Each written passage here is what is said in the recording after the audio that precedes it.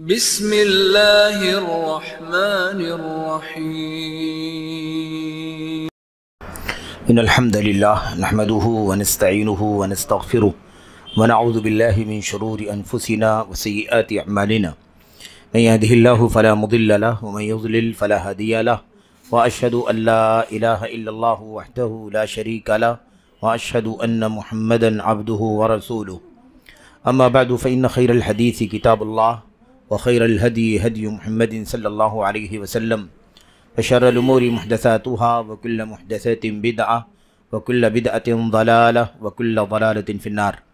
أعوذ بالله من الشيطان الرجيم. بسم الله الرحمن الرحيم. ومن أظلم ممن ذكر بآيات ربه فأعرض عنها ثم أعرض عنها إنا من المجرمين منتقمون. وقال سبحانه وتعالى ومن أعرض عن ذكري فإن له معيشة ضنكا ونحشره يوم القيامة أعمى قال رب لما حشرتني أعمى قال وقد كنت بصيرا قال كذلك أتتك آياتنا فنسيتها وكذلك اليوم تنسى. وقال النبي صلى الله عليه وسلم في حديث طويل له قال فيه وأما الآخر فأعرض الله عنه أو كما قال النبي صلى الله عليه وسلم. وقال النبي صلى الله عليه وسلم فيما يرويه عن ربه سبحانه وتعالى يقول الله سبحانه وتعالى إن أتاني عبدي هرولة مشيا أتيته هرولة أو كما قال الله سبحانه وتعالى. برادران اسلام، دینی اور ملی بھائیوں، نوجوان دوستوں، احباب اور بزرگوں، اسی طرح سے خصوصیت کے ساتھ مدرسہ احسن البنات السلفیہ کی قابل احترام معلمات، طالبات، دیگر تمام قابل احترام مائیں بہنیں اور اسی طرح سے جو لوگ بھی اس بات کو سن رہے ہیں، آج کے اس ماہانہ اجتماع کے لیے، درس کے لیے جس عنوان کا انتخاب کیا گیا ہے وہ وقت کا ایک حساس اور ضروری عنوان ہے. اللہ تبارک و تعالی جزائے خیر دے ذمہ داروں کو جنہوں نے اس طرح کے عناوین پر گفتگو کرنے کے لیے سوچا اور اس طرح کے عناوین کا انتخاب کیا. اللہ سے دعا کرتے ہیں کہ اللہ عز و جل کہنے والے کو سب سے پہلے ان باتوں پر عمل کرنے کی توفیق عطا فرمائے. اسی طرح سے یہ باتیں جہاں تک پہنچتی ہیں سبھوں کو اللہ عز و جل اللہ کے کلام کی آیات، نبی کریم صلی اللہ علیہ وسلم کی حدیث پر سنجیدگی سے غور کرنے، فکر کرنے کی توفیق عطا فرمائے اور خصوصیت کے ساتھ اسے عملی جامہ پہنانے کی توفیق عطا فرمائے. آمین یا رب العالمین. دین سے دوری، اس کے نقصانات کیا ہیں اور اس کا حل کیا ہے؟ اصل میں یہ مسئلہ ہر دور کا ہے، ہر زمانے کا ہے. کبھی کسی دور میں کوئی خاص پہلو ہو سکتا ہے، کوئی خاص گوشہ ہو سکتا ہے، کوئی جانب ہو سکتا ہے جس جانب اور گوشے کو بیان کرنے کے لیے اس طرح کا عنوان منتخب کر لیا جائے. یہ ممکن ہے، لیکن یہ عنوان حقیقت میں ہر دور کا ہے، ہر زمانے کا ہے، ہر ملک، ملت، ہر سماج، معاشرے کا موضوع ہے اور اس کا تعلق مردوں سے ہے، خواتین سے ہے، بڑوں سے ہے، چھوٹوں سے ہے. ایسے ہی سماج کے ہر فرد اور ہر طبقے سے اس کا تعلق ہے. دین سے دوری کا مسئلہ اور اس کے نقصانات کیا ہیں اور اس کا علاج، اس کا حل کیا ہو سکتا ہے؟ ظاہر ہے کہ اتنا سارا جب گوشہ اس عنوان کے اندر ہے تو موضوع ظاہر ہے کہ لمبا ہے اور متعدد آیات اللہ کے کلام کی اس سلسلے میں موجود ہیں. بہت ساری دلائل اور نصوص موجود ہیں، کہیں صراحت کے ساتھ، کہیں اشارے کے ساتھ اس موضوع پر اللہ کے کلام کی آیات میں نبی کریم صلی اللہ علیہ وسلم کی حدیث میں گفتگو کی گئی ہے. یقیناً اللہ تبارک و تعالیٰ کا جو دین قرآن کریم کی شکل میں اور محمد الرسول اللہ صلی اللہ علیہ وسلم کی شکل میں اترا، وہ دین کوئی نظریاتی دین نہیں ہے. وہ دین انسانی زندگی کے تمام تر گوشوں سے جڑا ہوا دین ہے. اس کا تعلق عقیدے سے ہے، ایمان سے ہے، ایسے ہی عبادات سے ہے، معاملات سے ہے، اس کا تعلق اخلاق سے ہے، کیریکٹر سے ہے، اس کا تعلق سماجی رہن سہن سے ہے، اس کا تعلق کاروبار سے، بزنس سے ہے، اس کا تعلق حقوق سے ہے، معاملات سے ہے، اس کا تعلق عزت و آبرو سے ہے، اس کا تعلق اعراض سے ہے، ناموس سے ہے. ایسے ہی اس کا تعلق غرض زندگی کی تمام تر گوشوں سے، اس کا تعلق سیاست سے ہے، اس کا تعلق معیشت سے ہے، اس کا تعلق نکاح طلاق سے ہے، اس کا تعلق وغیرہ بہت ساری چیزیں ہیں، تمام کی تمام زندگی کے تمام تر گوشوں پر اللہ تبارک و تعالیٰ کا وہ دین مشتمل ہے، اور یہ دین اس لیے اترا ہے تاکہ اس کا تدین ہو۔ تدین کا مطلب کیا ہوتا ہے؟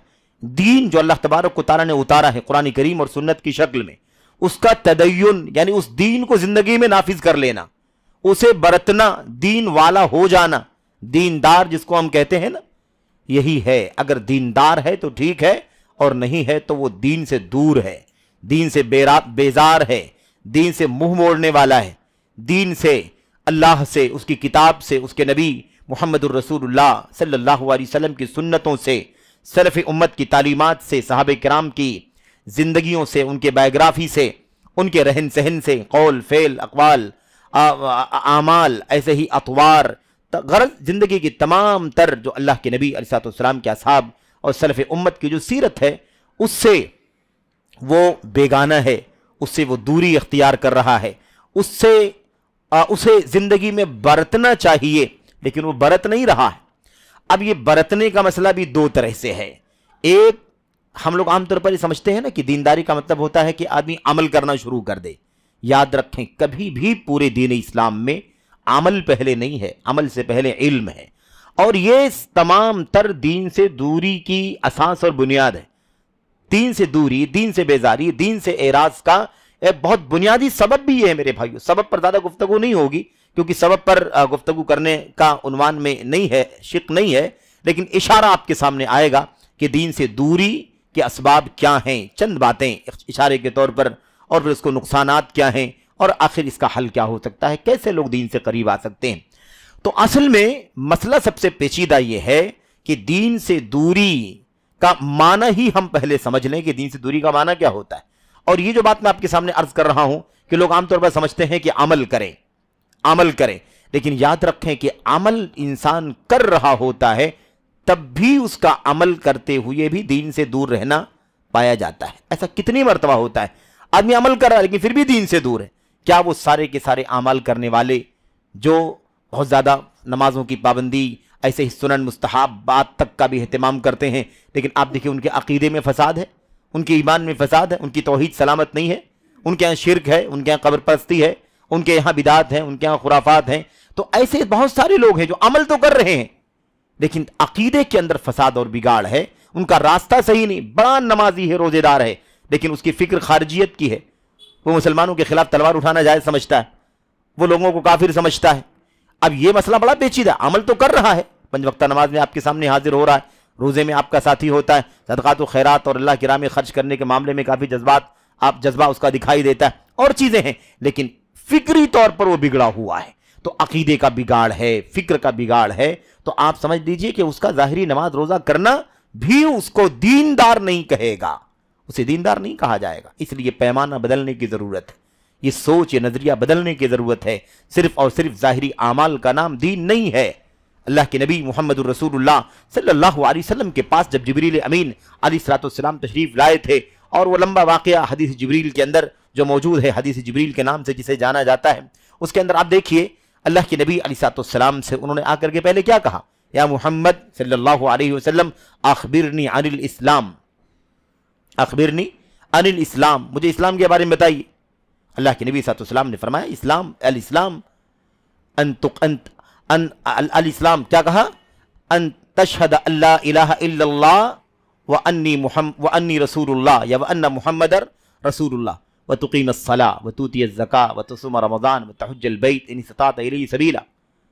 اسلام ان 5 ظاہری چیزوں کا نام ہے، 5 ظاہری چیزوں کا، کلمہ توحید زبان سے کہنا ہے نا، اور دل سے اس کا یقین کرنا، اور اس کے بعد عمل کرنا، یہ اس میں شامل ہے۔ لیکن عام طور پر اسلام جب صرف کہا جائے تو اس میں اسلام ایمان سب شامل ہوتا ہے، لیکن اسلام اور ایمان دونوں ساتھ میں آیا ہوا، اسلام کا ذکر بھی آیا، آگے ایمان کا ذکر آ رہا ہے، اس کے بعد احسان کا ذکر آ رہا ہے۔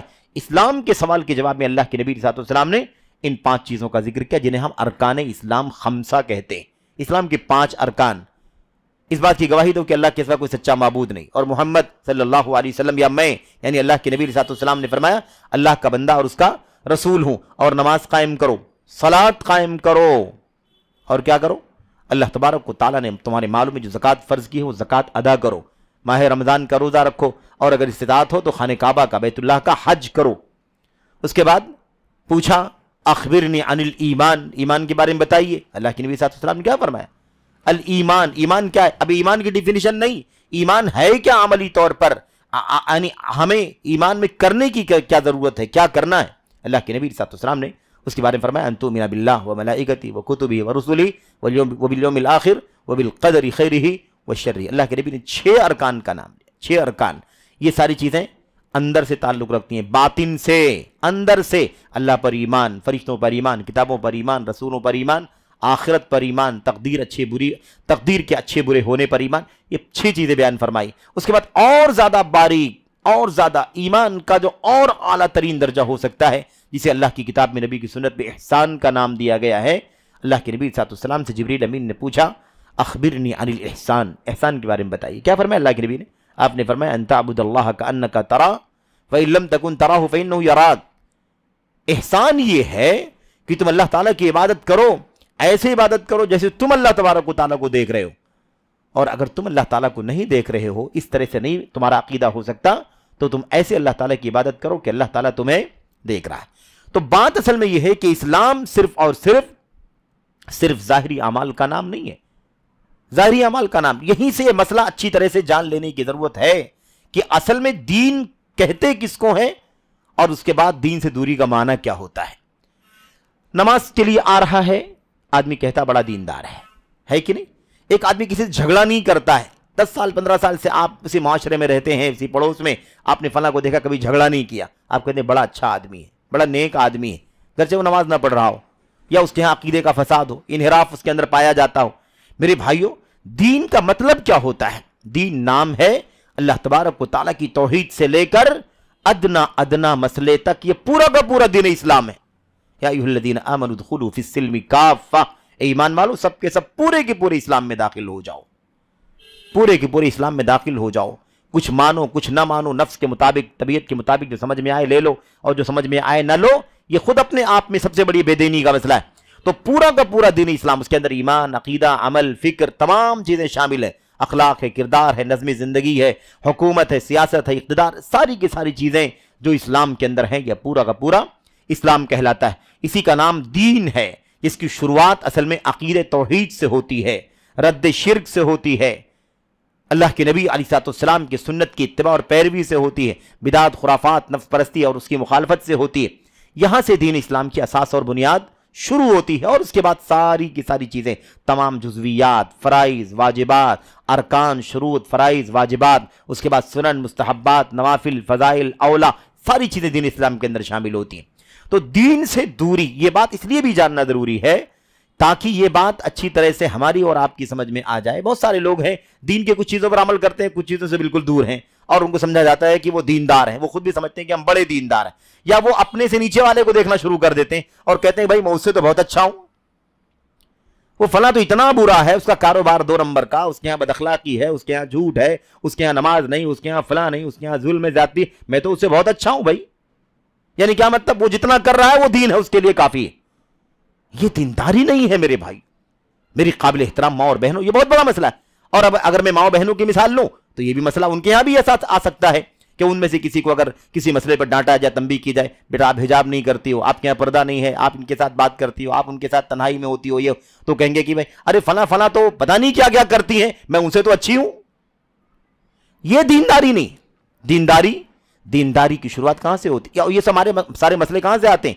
उसी दीन को सही मानों में ना जानने की वजह से, उसी दीन को सही मानों में ना जानने की वजह से। अगर इंसान समझे और जाने, इल्म हो दीन इस्लाम का, तो फिर ये सारी बातें कभी पेश नहीं आएंगी, और इस तरह के हीले बहाने ना हम करेंगे, ना हमारी माएं बहनें करेंगी, ना छोटा करेगा ना बड़ा करेगा। इसलिए सबसे पहला मसला है दीनदारी का। सबसे पहला मसला है दीनदारी कहते किसको है, यह बहुत बुनियादी मसला है। मैं आपको इस सिलसिले शुरू ही में ये बात मैं अर्ज कर दूं कि देखिए, शेखुल इस्लाम मोहम्मद इब्न अब्दुल वहाब तमीमी नजदी रहमतुल्लाह अलैह, जिनकी वजह से भाइयों ने हम लोगों को वहाबी कहना शुरू कर दिया, शेखुल इस्लाम रहमतुल्लाह अलैह, आपका मनहज, आपका रास्ता वही कुरान, सुन्नत, सहाबे किराम, ताबीन, सलफ़े सालिहीन का ही तरीका था, कोई अलग रास्ता नहीं। अल्लाह के फज़ल व करम से वो इसी रास्ते पर चलने वाले थे। شیخ الاسلام محمد بن عبدالوہاب رحمۃ اللہ علیہ نے بہت ساری کتابیں لکھی. ان کتابوں میں سے ایک چھوٹی سی کتاب ہے ان کی، اور ساری کتابیں چھوٹی ہی ہیں، بڑی کوئی کتاب لکھی نہیں، کارنامہ بڑا ہے. پوری دنیا میں توحید کی روشنی پھیل گئی اللہ تبارک و تعالیٰ کی فضل و کرم سے. کوئی جلدیں نہیں لکھی اتنی، اللہ نے چھوٹی چھوٹی کتابوں سے 1 صفحے 2 صفحے 4 صفحے کے رسالوں سے پوری دنیا کے چپے چپے میں توحید کا چراغ روشن کر دیا، اور شرک اور بت پرستی کے سارے مظاہر کا خاتمہ ہو گیا الحمدللہ. تو شیخ الاسلام رحمۃ اللہ علیہ کی چھوٹی سی کتاب ہے جس کا نام ہے نواقض الاسلام العشرہ، اسلام کو توڑ دینے والے، برباد کر دینے والے 10 کام. اسلام کو توڑ دینے والے، برباد کر دینے والے 10 کام. یہ ان کا چھوٹا سا رسالہ ہے. اب اس میں 10 باتیں بیان کی گئی ہیں، یہ کام یہ کام یہ کام یہ کام. یہ 10 کام ایسے ہیں، اگر یہ 10 کام انسان کر رہا ہے، یعنی 10 میں سے کوئی بھی ایک کام کر رہا ہے، تو چاہے ان میں سے 10 کاموں میں، ان 10 کاموں میں سے کوئی بھی کام کرتے ہوئے، چاہے وہ نمازی ہو، روزے دار ہو، حج کر رہا ہو، زکوٰۃ دے رہا ہو، اور ساری چیزیں ظاہر کی کر رہا ہو، تو بھی ان 10 کاموں میں سے کسی ایک کام میں ملوث ہونے کی وجہ سے وہ دائرے اسلام سے خارج ہو جائے گا، اس کا دین برباد ہو جائے. اس میں سے 10واں کام غور کرنے کا ہے. 10واں کام کیا ہے؟ غور کرنے کا ہے. 10واں کام کہتے ہیں الناقض العاشر، 10واں اسلام کو برباد کر دینے والا کام، اسلام کو توڑ دینے والا 10واں کام کیا ہے؟ الاعراض عن دین اللہ لا يتعلمه ولا يعمل به كما قال سبحانہ وتعالی. کہتے ہیں 10واں دین اسلام کو برباد کر دینے والا، توڑ دینے والا جو کام ہے وہ یہ ہے کہ انسان دین سے اعراض کرے، اللہ کے دین سے کیا کرے؟ دوری اختیار کرے، منہ موڑے، اس سے کترائے، اس سے کٹے چھٹے، اس کے قریب نہ آئے، اسے دلچسپی نہ دکھائے، اسے سیکھنے. اچھا آگے کہتے ہیں اعراض کا معنی کیا ہوتا ہے؟ اعراض کے معنی تو ہوتے ہیں پیٹ پھیر لینا، اعراض کر لیا، منہ موڑ لینا، ہے نا، یہ معنی ہوتا ہے اعراض کرنے کا. لیکن اس کا معنی سمجھاتے ہیں، کہتے ہیں لا يتعلمه ولا يعمل به. اعراض کا معنی یہ ہے کہ نہ دین اسلام کو سیکھے نہ اس پر عمل کرے، نہ اس پر سیکھے نہ اس پر عمل کرے. اب یہاں ایک بات بہرحال بہت ضروری ہے واضح کرنا تاکہ یہ غلط فہمی پیدا نہ ہو جائے. وہ مسئلہ یہ ہے کہ دین اسلام کو نہ سیکھے اور نہ دین اسلام پر عمل کرے. یہاں پر پہلے کیا بیان کیا گیا ہے؟ سیکھنا، علم حاصل کرنا، اور اس کے بعد کہا گیا ہے عمل کرنا. اب یہ دونوں پہلو آپ یاد رکھیں. دینداری کے لیے ضروری ہے کہ دین کا علم حاصل کرے، دین سے قریب آنے کے لیے ضروری ہے کہ دین کا علم حاصل کرے، اور جو علم حاصل ہو قرآن و سنت کا، صحابہ کرام اور سلف امت کے مشن کا، اس کے مطابق عمل کرے. یہ اصل میں دینداری ہے. اور اگر ایک کام دونوں میں سے چھوڑ دے تو وہ اعراض ہے، وہ دین سے دوری ہے. اب اس دین سے دوری کی 2 کیٹیگریاں ہیں. دین سے دوری کی 2 کیٹیگریاں ہیں. ایک کیٹیگری ہے انسان پورے طور پر دین کو سیکھنا چھوڑ دے، پورے طور پر دین اسلام پر عمل کرنا چھوڑ دے. تو ایسی صورت میں انسان اس ناقص کا مرتکب ہوگا، یعنی ایسی صورت میں ان 10 میں سے ایک کام کرنے والا بنے گا، اور اس کی وجہ سے دائرہ اسلام سے کیا ہوگا؟ باہر ہو جائے، اس کا ایمان برباد ہو جائے گا، کیونکہ سرے سے دین اسلام کو سیکھتا نہیں ہے، سرے سے دین اسلام پر عمل نہیں کرتا ہے. لیکن ایک ہے آدمی دین کی بنیادی چیزوں کو جانتا ہے، وہ توحید کو سیکھتا ہے، اس کی ضد شرک کو سیکھتا ہے، سنت کو سیکھتا ہے نا، اس کے خلاف بدعت کو سیکھتا ہے تاکہ بدعت سے شرک سے دور رہے، ہے نا. ایسی اللہ تبارک و تعالیٰ کی توحید کے دیگر جو پہلو ہیں، ایمانیات کے ابواب، جو 6 ابواب بھی ذکر کیے گئے، ان کو سیکھتا ہے. لیکن جو کون سی چیزیں ہیں جو جزویات ہیں، باریکی چیزیں ہیں، مسئلے مسائل ہیں، ایک دم باریک چیز کو نہیں سیکھتا، تو کوئی حرج کی بات نہیں ہے. ضروری نہیں کہ ہر آدمی دین کی تمام باریکیوں کا علم حاصل کرے. ٹھیک ہے، اس کے لیے خاص علماء ہیں، اس کے لیے خاص جو ہے نا طبقہ ہے جو اسی کے لیے مختص رہے گا، جو دین اسلام کی تمام باریکیوں تک کا علم حاصل کرے گا. لیکن موٹی چیزیں جس سے انسان کا ایمان، عقیدہ درست ہو، کلمہ صحیح ہو، دین اسلام کی فرائض پر عمل کر سکے، نمازوں کی پابندی کر سکے، روزے، حج، زکوٰۃ سب کر سکے، اور جو دیگر واجب اور فرائض حقوق ہیں ان تمام چیزوں کو ادا کر سکے، اتنا سیکھنا ضروری ہے. اگر اسے بھی نہیں سیکھتا ہے تو اس کا مطلب دین کو جانتا ہی نہیں ہے، دین کو جانتا ہی نہیں ہے. تو یہ مسئلہ خطرناک ہے. تو بات ہی کیا چل رہی ہے کہ جو دین اسلام کو توڑنے والا 10واں کام ہے، اس کے اندر خاص بات کیا ہے؟ آدمی سرے سے دین اسلام کو نہ سیکھے، سرے سے دین اسلام پر عمل نہ کرے. لیکن جو آدمی موٹی چیزوں کو جانتا ہے، तलबुल इल्म फरीदतुन अला कुल्ली मुस्लिम, हर मुसलमान पर दीन इस्लाम का हासिल करना, इल्म हासिल करना दीन का ज़रूरी है, फ़र्ज़ है। यानी मोटी चीज़ें जिसके ज़रिए से वो अल्लाह ताला के दीन पर अमल कर सके, उसकी तौहीद ठीक हो, उसके अंदर शिरक ना हो, बदअकीदगी ना हो, फ़राइज़ के अंदर मौजूद हो, है कि नहीं, वाजिबात की पाबंदी करता हो, हराम कामों से अपने आप को बचाता हो, मुनकरात से, बड़े मुनकरात से खासतौर पर अपने आप को बचाता हो, और छोटी मोटी चीज़ें अगर उससे कभी हो जाती हों तब भी वो दीन इस्लाम से बाहर नहीं जाएगा। या गुनाह कबीरा कभी हो जाता हो बसा औकात, तो उसकी वजह से भी अमल की कोताही की बुनियाद पर दायरे इस्लाम से बाहर नहीं जाएगा।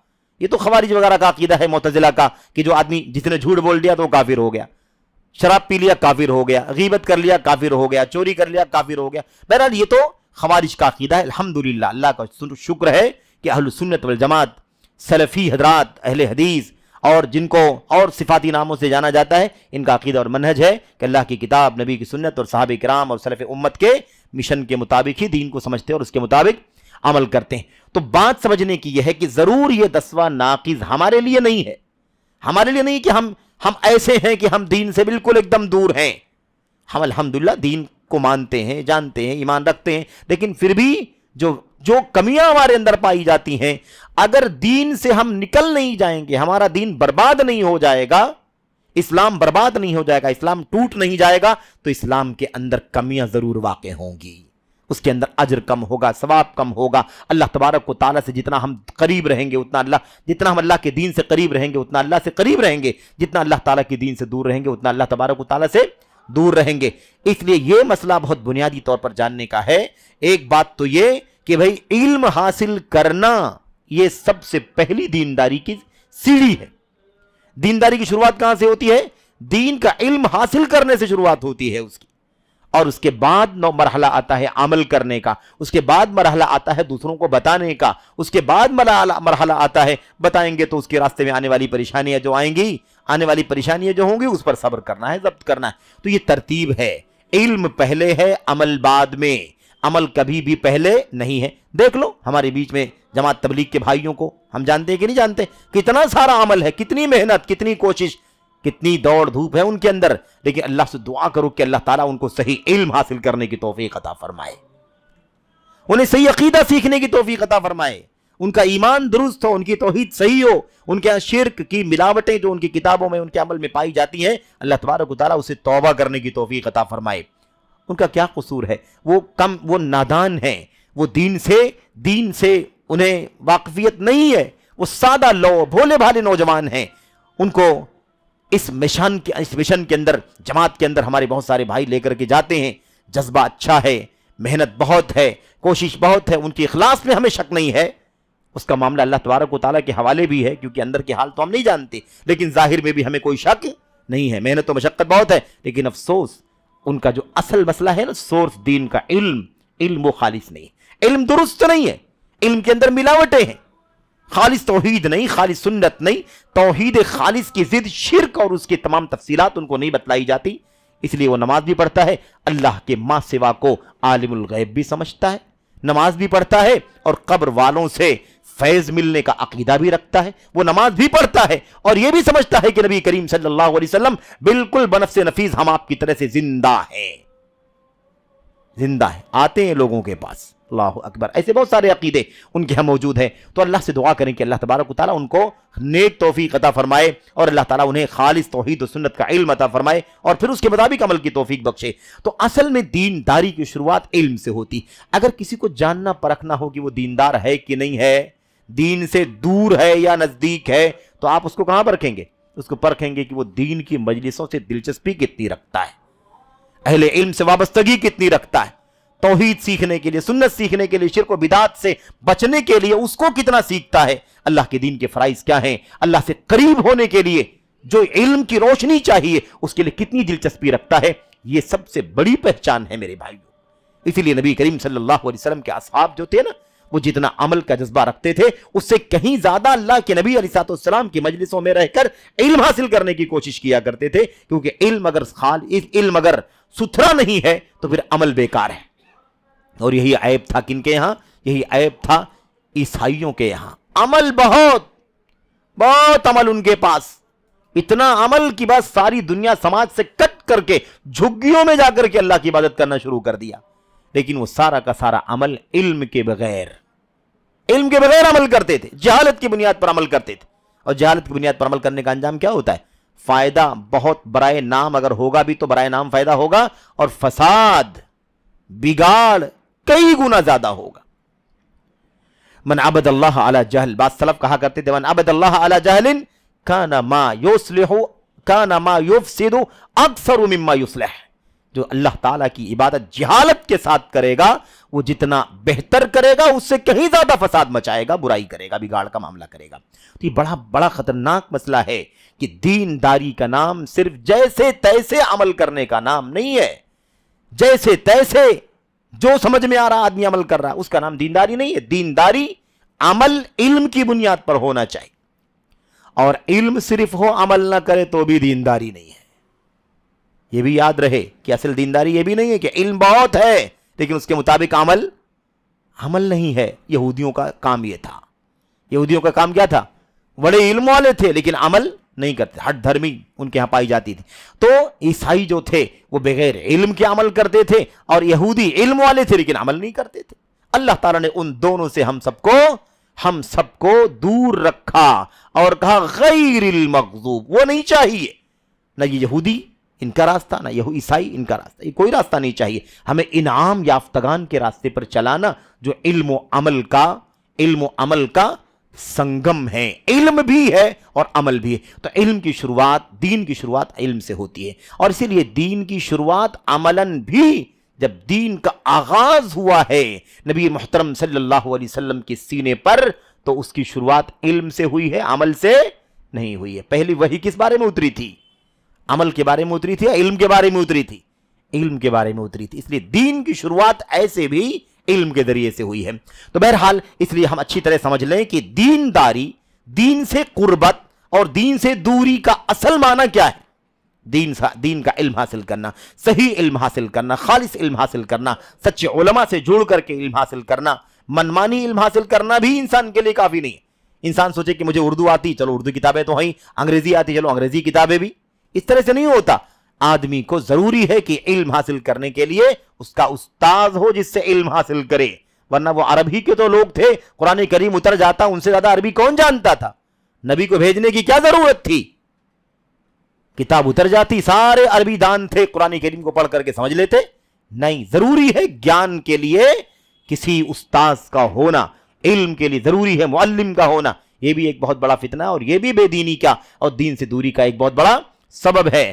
اس لیے کہ جو لوگ علم دین کو صحیح سورسز سے حاصل نہیں کرتے، استاذ کی نگرانی میں حاصل نہیں کرتے، ان کے یہاں آج کتنے سارے انحرافات پائے جاتے ہیں. کسی کے یہاں خارجیت ہے، کسی کے یہاں بدعت ہے، کسی کا نفس پرستی ہے، کسی کے یہاں دنیا داری ہے، کسی کے یہاں شہرت طلبی ہے، نہ جانے کیسے کیسے فتنے دنیا میں جنم لے رہے ہیں. تو بہت بنیادی مسئلہ ہے کہ دینداری، دین سے قربت کا معنی کیا ہوتا ہے. تو میرے بھائیوں، میرے بزرگوں، اور خصوصیت کے ساتھ میری قابل احترام ماں اور بہنوں اور عزیز طالبات، میں عرض یہ کر رہا ہوں کہ یہ ہے دین سے قریب ہونے کا معنی. دین سے قریب ہونے کا معنی، اس لیے غلط فہمی نہ ہو. اگر ایسے ہی مان لیا جائے جیسے لوگ سمجھتے ہیں کہ ایک آدمی بڑا نمازی ہے، اس کے چہرے پر، اس کی پیشانی پر سجدے کے نشانات ہیں اور شب بیداریاں کرتا ہے اور ہمیشہ اس کے ہاتھ میں تسبیحات کے دانے ہوتے ہیں، ہمیشہ وہ تسبیحات کرتا رہتا ہے، اور میرے بھائیوں وہ تحیۃ المسجد پڑھتا ہے، وہ تحیۃ الوضو پڑھتا ہے، اس کے علاوہ صبح و شام کے اذکار پڑھتا ہے، لیکن ایک دم دین اسلام سے جاہل ہے. دین اسلام سے جاہل، اس کے پاس عقیدے کا علم نہیں ہے، وہ کچھ بھی نہیں جانتا. کیا بس یہ اس کے ہاں آ گیا ہے کہ اس کی بڑی پابندی کرتا ہے. آپ بتائیے کیا اس کو اللہ تبارک و تعالیٰ کی نگاہ میں دیندار کہا جائے گا؟ جہالت کی بنیاد پر عبادت کرنے والے کو دیندار نہیں کہا جاتا. دین اور دین سے قربت کا معنی ہے کہ علم کی روشنی میں اللہ تبارک و تعالیٰ کی عبادت کرے، اللہ کے دین پر عمل کرے. تو یہ بہت بنیادی مسئلہ آپ یاد رکھیں. اور اللہ کے نبی علیہ الصلوۃ والسلام کے اصحاب کا، نبی کریم صلی اللہ علیہ وسلم کی ازواج مطہرات کا، آپ کی بیٹیوں کا، اور امت کی صحابیات کا، تابعیات کا بھی یہی مشن تھا، یہی طریقہ تھا. اس کے بعد اب دین سے دوری کا جو مسئلہ ہے اس کا معنی یہی ہوتا ہے کہ آدمی علم حاصل نہ کرے، آدمی علم حاصل کرے، آدمی علم حاصل نہ کرے، آدمی عمل نہ کرے. یہی سب کیا ہے؟ اسی کا نام ہے دین سے دوری. لیکن پہلے علم ہے، بعد میں عمل ہے. قرآن کریم کی آیات میں، نبی کریم صلی اللہ علیہ وسلم کی احادیث میں اس طرح کی بہت ساری ہدایات، بہت ساری تعلیمات اور رہنمائیاں موجود ہیں.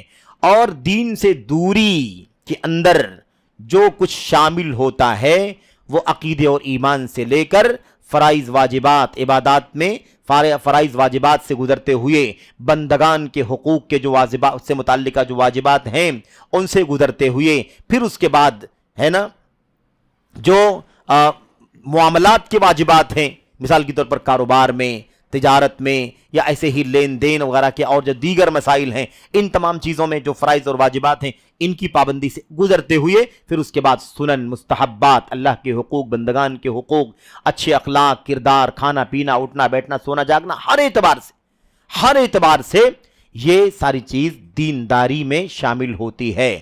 اس میں جہاں بھی کمی ہوگی دینداری میں کمی کہلائے گی، یہاں بھی دوری ہوگی دین سے دوری کہلائے گی۔ اور اس کے اندر خصوصیت کے ساتھ اللہ کے کلام کی چند آیتیں آپ کے سامنے پڑھی گئی ہیں، ایک دو آیتیں اور بہت ساری آیتیں ہیں جیسا کہ ہم نے عرض کیا۔ میں انشاءاللہ تبارک و تعالیٰ ان چند آیات اور ایسے ہی کچھ احادیث وغیرہ کی روشنی میں آپ کے سامنے یہ باتیں عرض کرنا چاہوں گا، اور ہم یہ جانیں گے کہ آخر دین سے دوری کا نقصان کیا ہے۔ دین سے دوری کا نقصان اتنا زیادہ ہے کہ گنایا نہیں جا سکتا۔ اسی لیے امت کے علماء کہتے ہیں جتنی ساری دنیا میں آفتیں، مصیبتیں، بلائیں، بد امنی، فتنہ، فساد، اور آخرت میں جو کچھ عذاب، جہنم، اللہ کا غضب، ناراضگی، جنت سے محرومی، دوری ہے نا، یا تاخیر، جو کچھ بھی ہے، ان سب کی ایک ہی وجہ ہے کہ انسان دین سے نزدیک نہیں بلکہ دین سے دور ہے۔ یہ ایک مجمل جواب، سرسری جواب ہے۔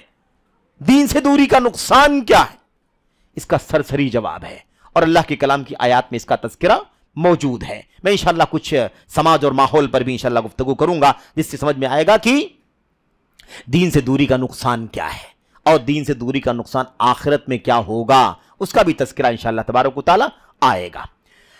پہلے یہ بات کر لیتے ہیں کہ دین سے دوری کے سلسلے میں اللہ کے کلام کی جو آیتیں ہیں ایک تو وہ کیا ہیں۔ ہم نے آپ کے سامنے سورۃ السجدہ کی ایک آیت کریمہ پڑھی ہے۔ اس آیت کریمہ میں اللہ تبارک و تعالیٰ فرماتا ہے، اور بڑی عظیم الشان آیت کریمہ، بڑی عظیم الشان، وَمَنْ أَظْلَمُ مِمَّنْ ذُكِّرَ بِآيَاتِ رَبِّهِ وَمَنْ أَظْلَمُ مِمَّنْ ذُكِّرَ بِآيَاتِ رَبِّهِ وَمَنْ أَظْلَمُ مِمَّنْ أَعْرَضَ عَنْ ذِكْرِي وَمَنْ أَظْلَمُ مِمَّنْ ذُكِّرَ بِآيَاتِ رَبِّهِ وَأَعْرَضَ عَنْهَا اِنَّا مِنَ الْمُجْرِمِينَ مُنْتَقِمُونَ۔ دوسری آیت کریمہ ہے، اس کے اندر ہے فَأَعْرَضَ عَنْهَا، وہ آیت کریمہ ابھی پڑھی جائے گی۔ سورۃ السجدہ کی اس آیت کریمہ میں اللہ تبارک و تعالیٰ کیا فرما رہا ہے؟ اس سے بڑا ظلم کرنے والا، اس سے بڑا ظالم کون ہو سکتا ہے جسے اللہ کی آیات سے نصیحت کی جائے، اللہ کی آیتوں سے نصیحت کی جائے۔ اللہ کی آیتیں ہمارے سامنے ہیں، ہمیں نصیحت مل رہی ہے، اللہ کے نبی کی حدیثیں ہمارے سامنے، اس سے ہمیں نصیحت مل رہی ہے۔ اللہ تبارک و تعالیٰ فرماتا ہے اس سے بڑا ظالم کون ہو سکتا ہے جسے اپنے رب کی آیتوں کے ذریعے نصیحت کی جائے، ثم اعرض عنہا، پھر وہ اس سے دوری اختیار کر لے، اسے عمل میں نہ لائے۔ اللہ کے کلام کی آیت میں کیا کہا گیا؟ ہمارا ایمان ایسا ہو، ہمارا عقیدہ ایسا ہو، ہمارے یہاں شرک نہ ہو، ہمارے یہاں بدعت نہ ہو، ہمارے یہاں فرائض کی پابندی ہو، بندگان کے حقوق ادا کیے جائیں، عزت آبرو کی پابندی، حلال و حرام کی پابندی، تمام چیزیں کی جائیں، اللہ کی آیات سے نصیحت کی جائے، ثم اعرض عنہا، نصیحت کرنے کے بعد اسے اپنی زندگی میں نہ لائے، اس نصیحت کو اپنی زندگی میں نہ لائے۔ اب یہاں بھی وہ بات سمجھیں، نصیحت کی جائے، اب اس نصیحت کو حاصل نہ کرے، علم حاصل نہ کرے، اور اس کے بعد اس پہ عمل میں نہ لائے، اللہ نے کیا فرمایا؟ اللہ تبارک و تعالیٰ نے فرمایا ثم اعرض عنہا، پھر وہ اسے اعراض کرے۔ اعراض میں دونوں چیزیں شامل ہیں، نصیحت کی جاتی ہے، نصیحت ماننے کو تیار نہیں، اور نصیحت پر عمل کرنے کو بھی تیار نہیں۔ اِنَّا مِنَ الْمُجْرِمِينَ مُنْتَقِمُونَ، یقیناً ہم مجرموں کا انتقام لینے والے ہیں۔ مجرموں کا، اللہ نے کیا فرمایا؟ دین سے دوری اختیار کرنے والے، اعراض کرنے والے کے بارے میں اللہ تعالیٰ نے فرمایا کہ وہ مجرم ہے، اور اللہ نے فرمایا کہ ہم مجرموں سے انتقام لیں گے، انتقام، بدلہ لیں گے، سزا دیں گے۔ اللہ تبارک و تعالیٰ نے اس آیت کریمہ میں صراحت کے ساتھ، تو اللہ نے کیا فرمایا؟ وَمَنْ أَظْلَمُ مِمَّنْ ذُكِّرَ بِآيَاتِ رَبِّهِ ثُمَّ أَعْرَضَ، یہی جو اعراض ہے نا، اعراض، اسی کا نام ہم اپنی زبان میں کیا لے رہے ہیں؟ دین سے دوری اختیار کرنا۔ اس کے لیے اور بھی الفاظ ہیں، مثال کے طور پر اللہ کے کلام کی آیت کریمہ میں ہے تولی، وَإِن تَتَوَلَّوْا كَمَا تَوَلَّيْتُم مِّن قَبْلِ اگر تم پیٹ پھیرو گے جیسے تم نے اس سے پہلے پیٹ پھیرا تھا، نعذبکم عذابا علیما، تو ہم تمہیں دردناک عذاب چکھائیں گے۔ اب یہ پیٹ پھیرنا یہ بھی کیا ہے؟ دین سے دوری ہے۔ ایسے ہی صد یا صدون عنک صدودا، یہ لوگ اللہ کے نبی آپ ان کو نصیحت کر رہے ہیں، قرآن پڑھ کے سنا رہے ہیں، حدیثیں پڑھ کر کے سنا رہے ہیں، سمجھا رہے ہیں، حلال و حرام بتلا رہے ہیں، اللہ کے عذاب کا تذکرہ کر رہے ہیں، اللہ تعالیٰ کی جنت اور اس کی نعمتوں کا تذکرہ کر رہے ہیں، لیکن یہ لوگ کترا کر کے آپ سے ہٹ رہے ہیں۔ آپ کی بات کو سنیں، دلچسپی لیں، بیٹھیں اور اس کو سمجھنے کے بعد اس پر عمل کریں۔ یہ کرنے کے بجائے کیا کریں؟ یصدون عنک صدودا، یہ آپ سے کترا کر کے آپ سے الگ تھلگ ہو رہے ہیں۔ یہ بھی معنی کیا ہو گیا دین سے؟ یہ بھی معنی ہے کس کا؟ دین سے دوری کا۔ اور بھی بہت سارے الفاظ، یصدفون ثم صدف عنہا، جیسے یصدون ایسے یصدفون، اس کے معنی بھی ہوتے ہیں کترانا، کٹنا، منہ موڑ لینا، پیٹ پھیر لینا، عمل کرنے کے بجائے اس سے کوئی مطلب نہیں ہے، ایک دم کوئی مطلب نہیں ہے۔ دین مولویوں کے لیے ہے، دین حافظوں کے لیے، دین مسجد کے لیے، دین مدرسے والوں کے لیے، دین فلاں کے لیے، ایسا لگتا ہے کہ ہمارا دین سے کوئی لینا دینا نہیں ہے۔ اس طرح کا رویہ اختیار کرنے والے اس سارے الفاظ کس معنی میں استعمال ہوتے ہیں؟ دین سے دوری کے معنی میں استعمال ہوتے ہیں، دین سے دلچسپی نہ لینا، دین سے قربت نہ کرنا۔ اور اللہ تبارک و تعالیٰ کی، اللہ کے نبی صلی اللہ علیہ وسلم کی وہ حدیث جس میں اللہ کے نبی علیہ الصلوۃ والسلام اللہ تبارک و تعالیٰ سے روایت کرتے ہیں کہ اللہ تبارک و تعالیٰ فرماتا ہے، حدیث قدسی میں ارشاد فرماتا ہے، حدیث قدسی میں ارشاد فرماتا ہے کیا؟ اپنے بندے کے بارے میں اللہ تبارک و تعالیٰ فرماتا ہے، ان تقرب الی شبرا تقربت الیہ ذراعا وان تقرب الی ذراعا تقربت الیہ باعا وَإِنْ أَتَانِي يَمْشِي أَتَيْتُهُ هَرْوَلَةً۔ اللہ کے نبی صلی اللہ علیہ وسلم نے فرمایا کہ اللہ تبارک و تعالیٰ فرماتا ہے، اگر بندہ مجھ سے ایک بالشت قریب آتا ہے، قریب آنے کا لفظ آ گیا کہ نہیں آ گیا؟ اور ہم بات کیا کر رہے ہیں؟ دوری اختیار کرنے کا۔ اب قریب آئے گا تو اللہ تبارک و تعالیٰ فرماتا ہے اگر مجھ سے ایک بالشت قریب آتا ہے۔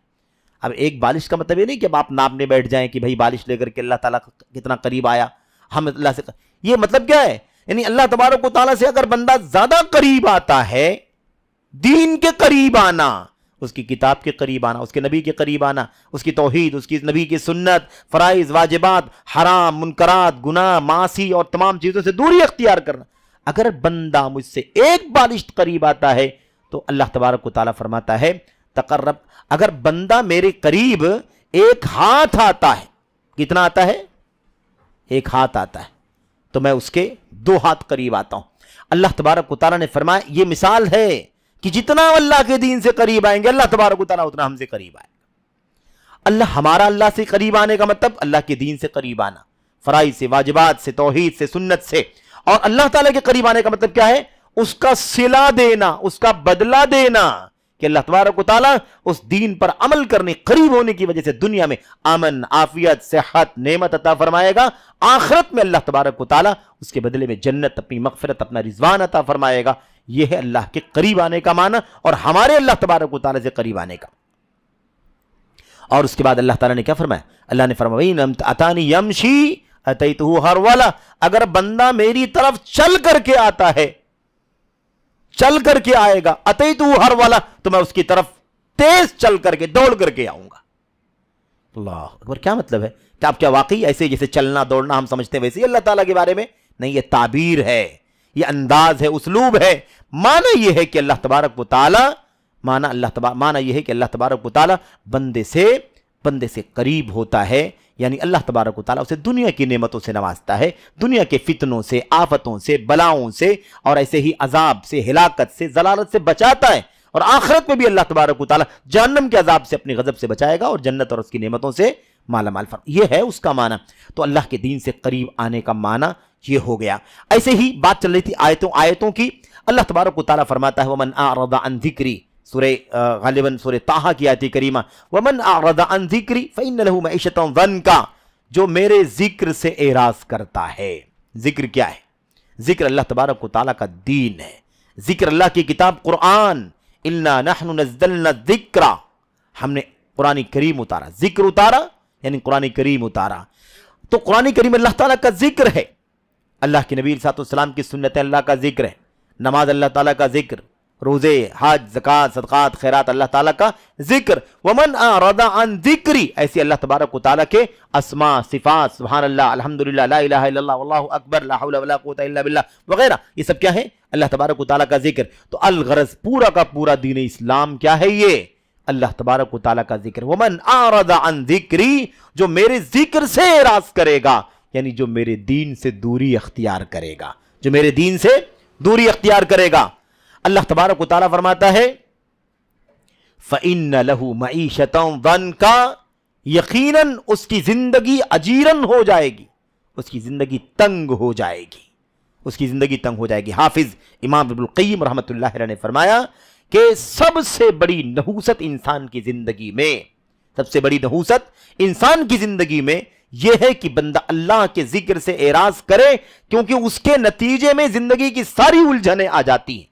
دل سخت ہو جائے گا، غفلت آ جائے گی، دین سے نفرت دشمنی ہو جائے گی، دینداروں سے نفرت دشمنی ہو جائے گی، اللہ تعالیٰ کی فرائض میں دل نہیں لگے گا، نمازوں سے الجھن لگے گی، گناہوں کے کاموں سے محبت پیدا ہو جائے گی، منکرات سے آشنائی ہو جائے گی. یہ سارے مسئلے آتے ہیں جب بندہ اللہ تبارک و تعالیٰ سے دوری اختیار کرتا ہے، اس کے دین سے دوری اختیار کرتا ہے. یہ اللہ کے کلام کی آیت کریمہ کی تفسیر میں حافظ امام ابن القیم رحمۃ اللہ علیہ نے باتیں بیان فرمائی. میں خلاصہ آپ کے سامنے ذکر کر رہا ہوں. اللہ تبارک و تعالیٰ فرماتا ہے اس کی زندگی کیا ہو جائے گی؟ تنگ ہو جائے گی. یہ دنیا میں اس کی سزا ہے، آخرت میں اس کی سزا کیا ہے؟ وَنَحْشُرُهُ يَوْمَ الْقِيَامَةِ أَعْمَىٰ، اور ہم قیامت کے دن اسے اندھا کر کے اٹھائیں گے. وہ کہے گا اے میرے رب، تو نے مجھے اندھا کر کے کیوں اٹھایا، جبکہ مجھے تو دنیا میں دکھائی دیتا تھا، میرے پاس آنکھیں تھیں. وَقَدْ كُنْتُ بَصِيرًا، میں تو دیکھنے والا تھا.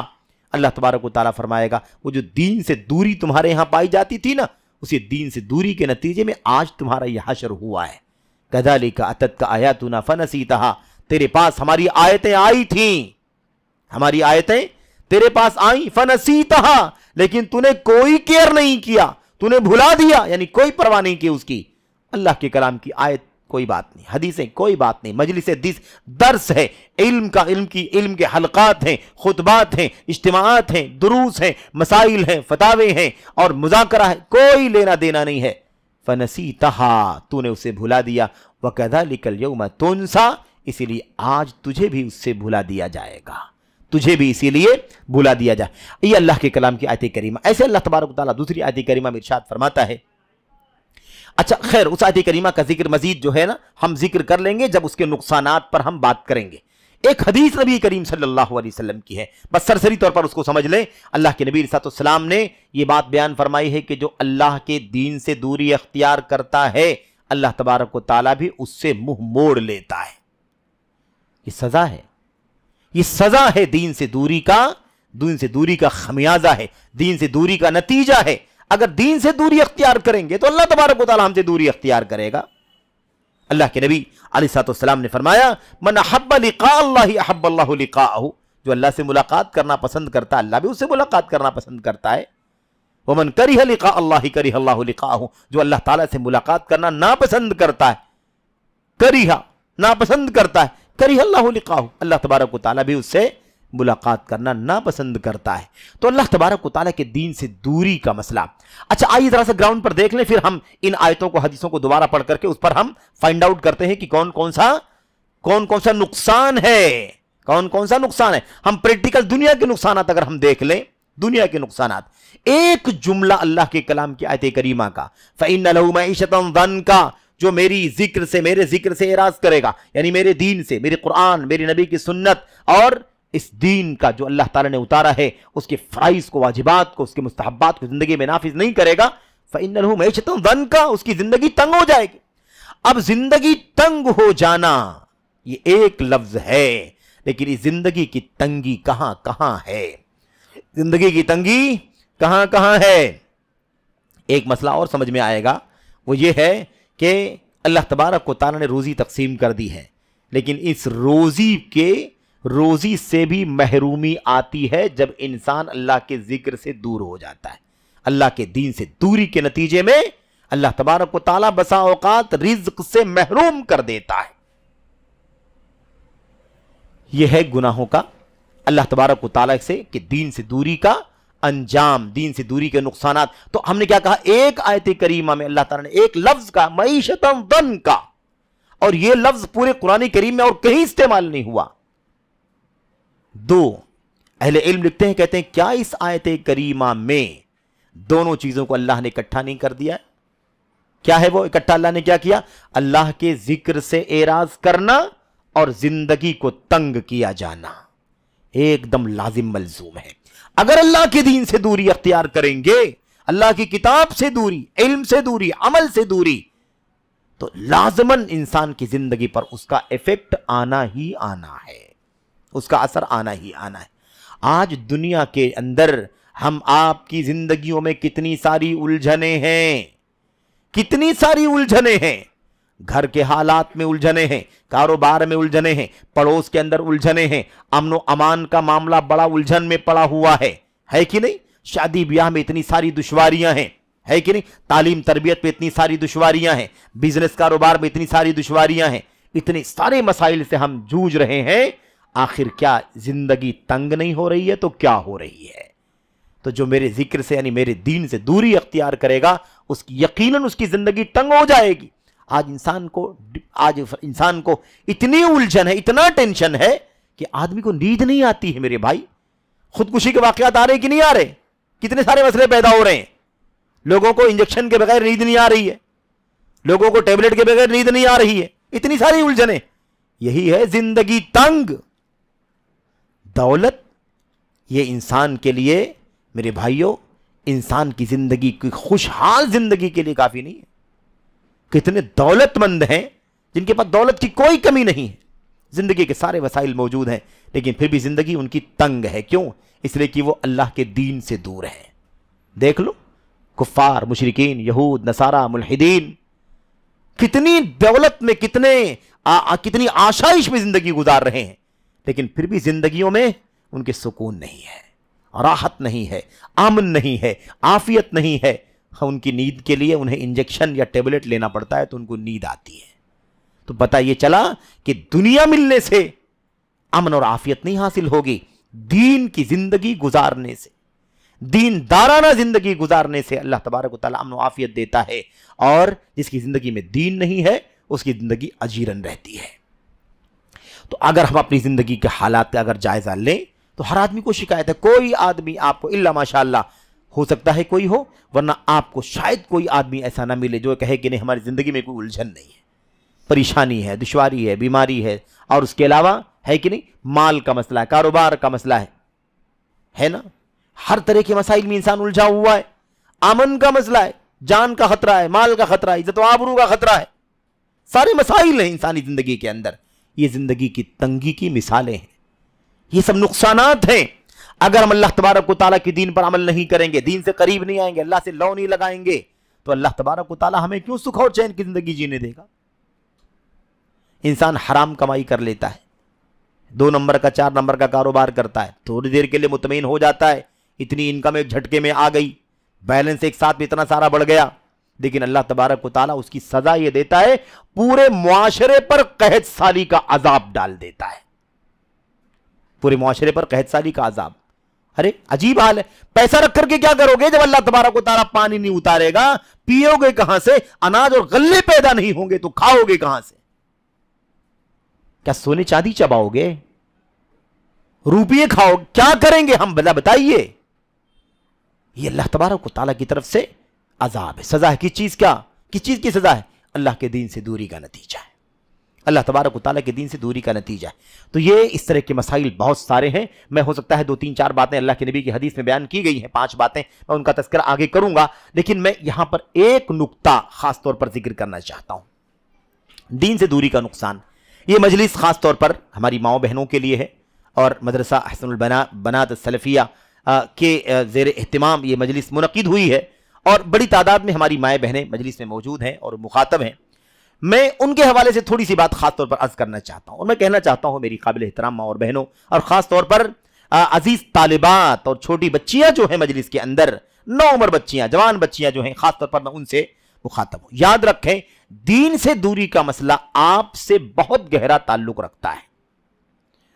آپ کو چاہیے کہ آپ دینداری کی مثالیں نبی کریم صلی اللہ علیہ وسلم کی سیرت پڑھ کر کے ازواج مطہرات اور ایسے ہی صحابیات کی زندگی کا مطالعہ کر کے جانے کہ ان کی زندگی میں دین کیسا ہوا کرتا تھا، دین ان کی توحید کیسی تھی، ان کا ایمان کتنا خالص اور کھرا تھا، ان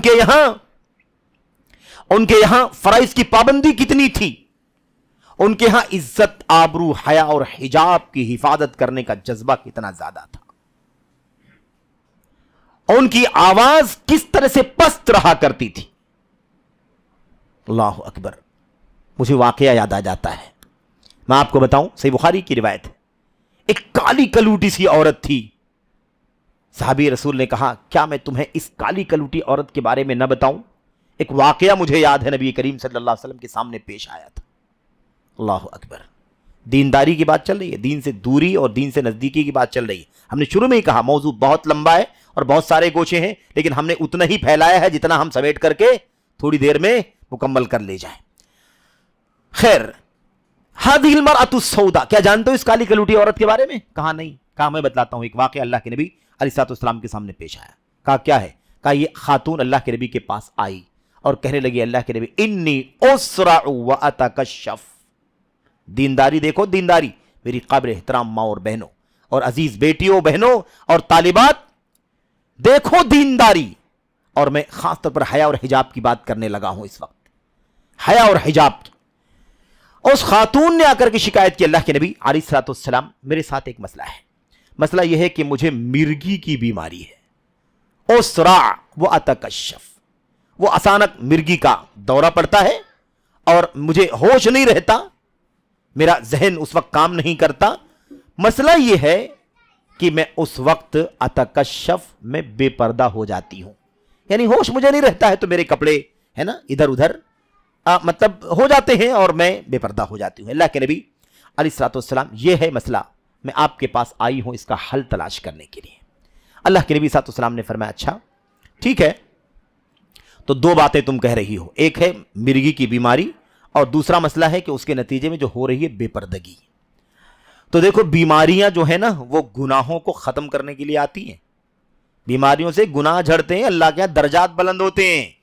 اور آپ کو تمام بھائیوں کو اور بہنوں کو وہ حدیث معلوم ہے جس میں اللہ کے نبی نے فرمایا تھا لا یزال البلاء بالمؤمن والمؤمنة فی مالہ ونفسہ وعرضہ، او کما قال صلی اللہ علیہ وسلم، اللہ کے نبی نے فرمایا مومن مرد مومنہ عورت کے اوپر مصیبتیں آتی رہتی ہیں، تکلیفیں آتی رہتی ہیں، اس کے جان میں، اس کے مال میں، اس کے آبرو میں مشکلات آتی رہتی ہیں، آتی رہتی، مسلسل، لا یزال البلاء، مسلسل تکلیفیں مصیبتیں آتی رہتی ہیں، یہاں تک کہ مصیبتیں آتے آتے اس کے گناہ ایسے جھڑ جاتے ہیں کہ وہ لوگوں کے بیچ میں چلتا ہے لیس علیہ خطیہ، اس کے اوپر کوئی گناہ نہیں ہوتا ہے، سارے گناہ جھڑ چکے ہوتے ہیں اس کے۔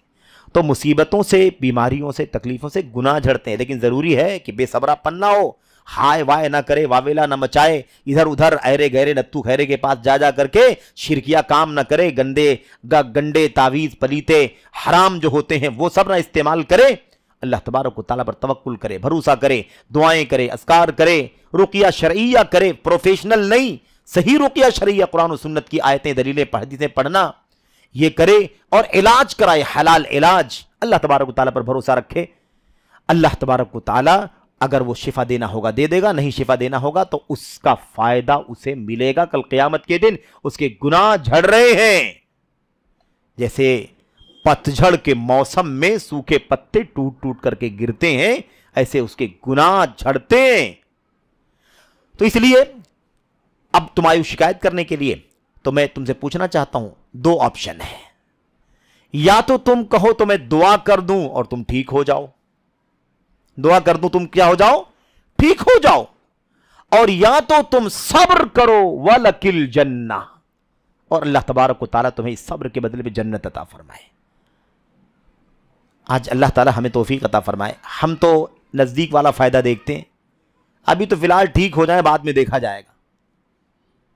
اس خاتون نے کیا، یہ آئیڈیل ہے، یہ صحابیہ ہے نا، صحابیہ ہیں آئیڈیل، انہوں نے کہا اللہ کے نبی اگر یہ مسئلہ ہے کہ صبر کرنے پر جنت ملے گی تو مجھے شفا یابی کی دعا مت کیجیے، میں جنت چاہتی ہوں، وہ جنت چاہتی ہوں، مجھے جنت مل جائے، میں صبر کروں گی، پریشانیاں برداشت کر لوں گی، لیکن ایک شکایت ہے اللہ کے نبی، وہ بے پردگی جو ہوتی ہے مجھے برداشت نہیں ہے۔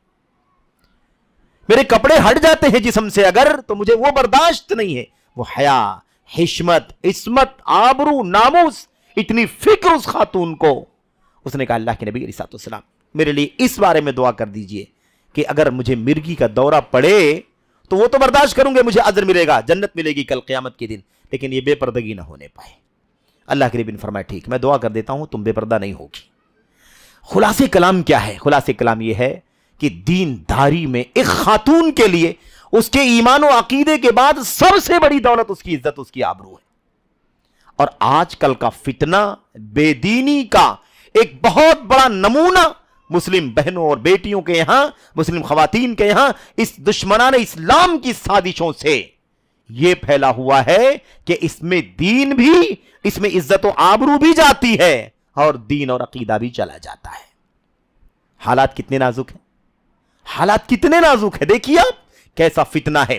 اس فتنے کے اندر سب سے بڑا فتنہ دین سے دور کرنے کا، دین سے دور کرنے کا سب سے بڑا فتنہ یہ میڈیا ہے۔ اس میڈیا کے ذریعے سے بہک جانے کا مسئلہ، پھسل جانے کا مسئلہ، گمراہ ہو جانے کا مسئلہ، بھٹک جانے کا مسئلہ، عاطفے میں اور جذبات میں داخل ہو کر کے نہ ایمان کی پرواہ ہے، نہ عقیدے کی پرواہ ہے کہ میں کس ایمان کی بیٹی ہوں، میں کس دین دھرم کی بیٹی ہوں، میرے گھر کا کیا حال ہے، میرے خاندان کا کیا مسئلہ ہے، میں مسلم بچی ہوں، میرے پاس ایمان و عقیدے کے بعد، توحید کے بعد سب سے بڑا سرمایہ میری عزت، میری ناموس ہے۔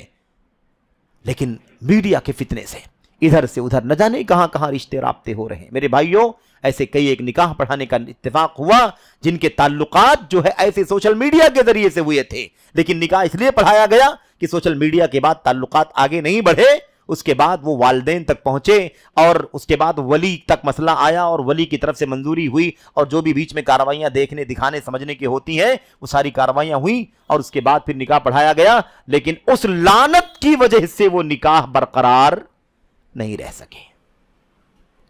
اس لیے کہ یہ سب سوشل میڈیا کے ذریعے سے جو رابطے ہوتے ہیں بڑے خطرناک ہیں، اور یہ دین سے دوری کی بہت بڑی مثال ہے ایک خاتون اور ایک بہن بیٹی کے حق میں، کہ وہ بھول جائے کہ مسلمان بچی ہے، اس کا عقیدہ توحید کا، ایمان کا عقیدہ ہے، اس کے یہاں شرک نہیں ہے، کیسے وہ کسی غیر مسلم کے ساتھ جا سکتی ہے؟ اس سے پہلے کسی مسلمان کے ساتھ بھی کیسے وہ رشتے نکاح میں جڑ سکتی ہے جبکہ اس کا ولی، اس کا باپ اس کی منظوری نہیں ہے، اس کے باپ کو پتا نہیں ہے؟ رجھایا ورغلایا مال دولت سے، سیاست، عہدے اور دنیا بھر کی باتیں، اور اس کے دھوکے میں آ کر کے اس نے نکاح کے رشتے میں اپنے آپ کو باندھ لینے کے لیے راضی کر لیا بغیر ولی کے۔ یاد رکھو، ایما امرأۃ نکحت نفسها بغیر اذن ولیہا فنکاحها باطل باطل باطل۔ جو بھی عورت اپنا نکاح بغیر ولی کے کر لے اس کا نکاح باطل ہے۔ باطل ہے یعنی کیا مطلب؟ نکاح نہیں ہوا، نہیں ہوا، نہیں ہوا، نکاح ہوا ہی نہیں۔ اس لیے کورٹ میں جا کر کے جو مائیں بہنیں بہت ساری لڑکیاں نکاح کر لیتی ہیں، کورٹ کے نکاح سے آپ کا نکاح نہیں ہوگا۔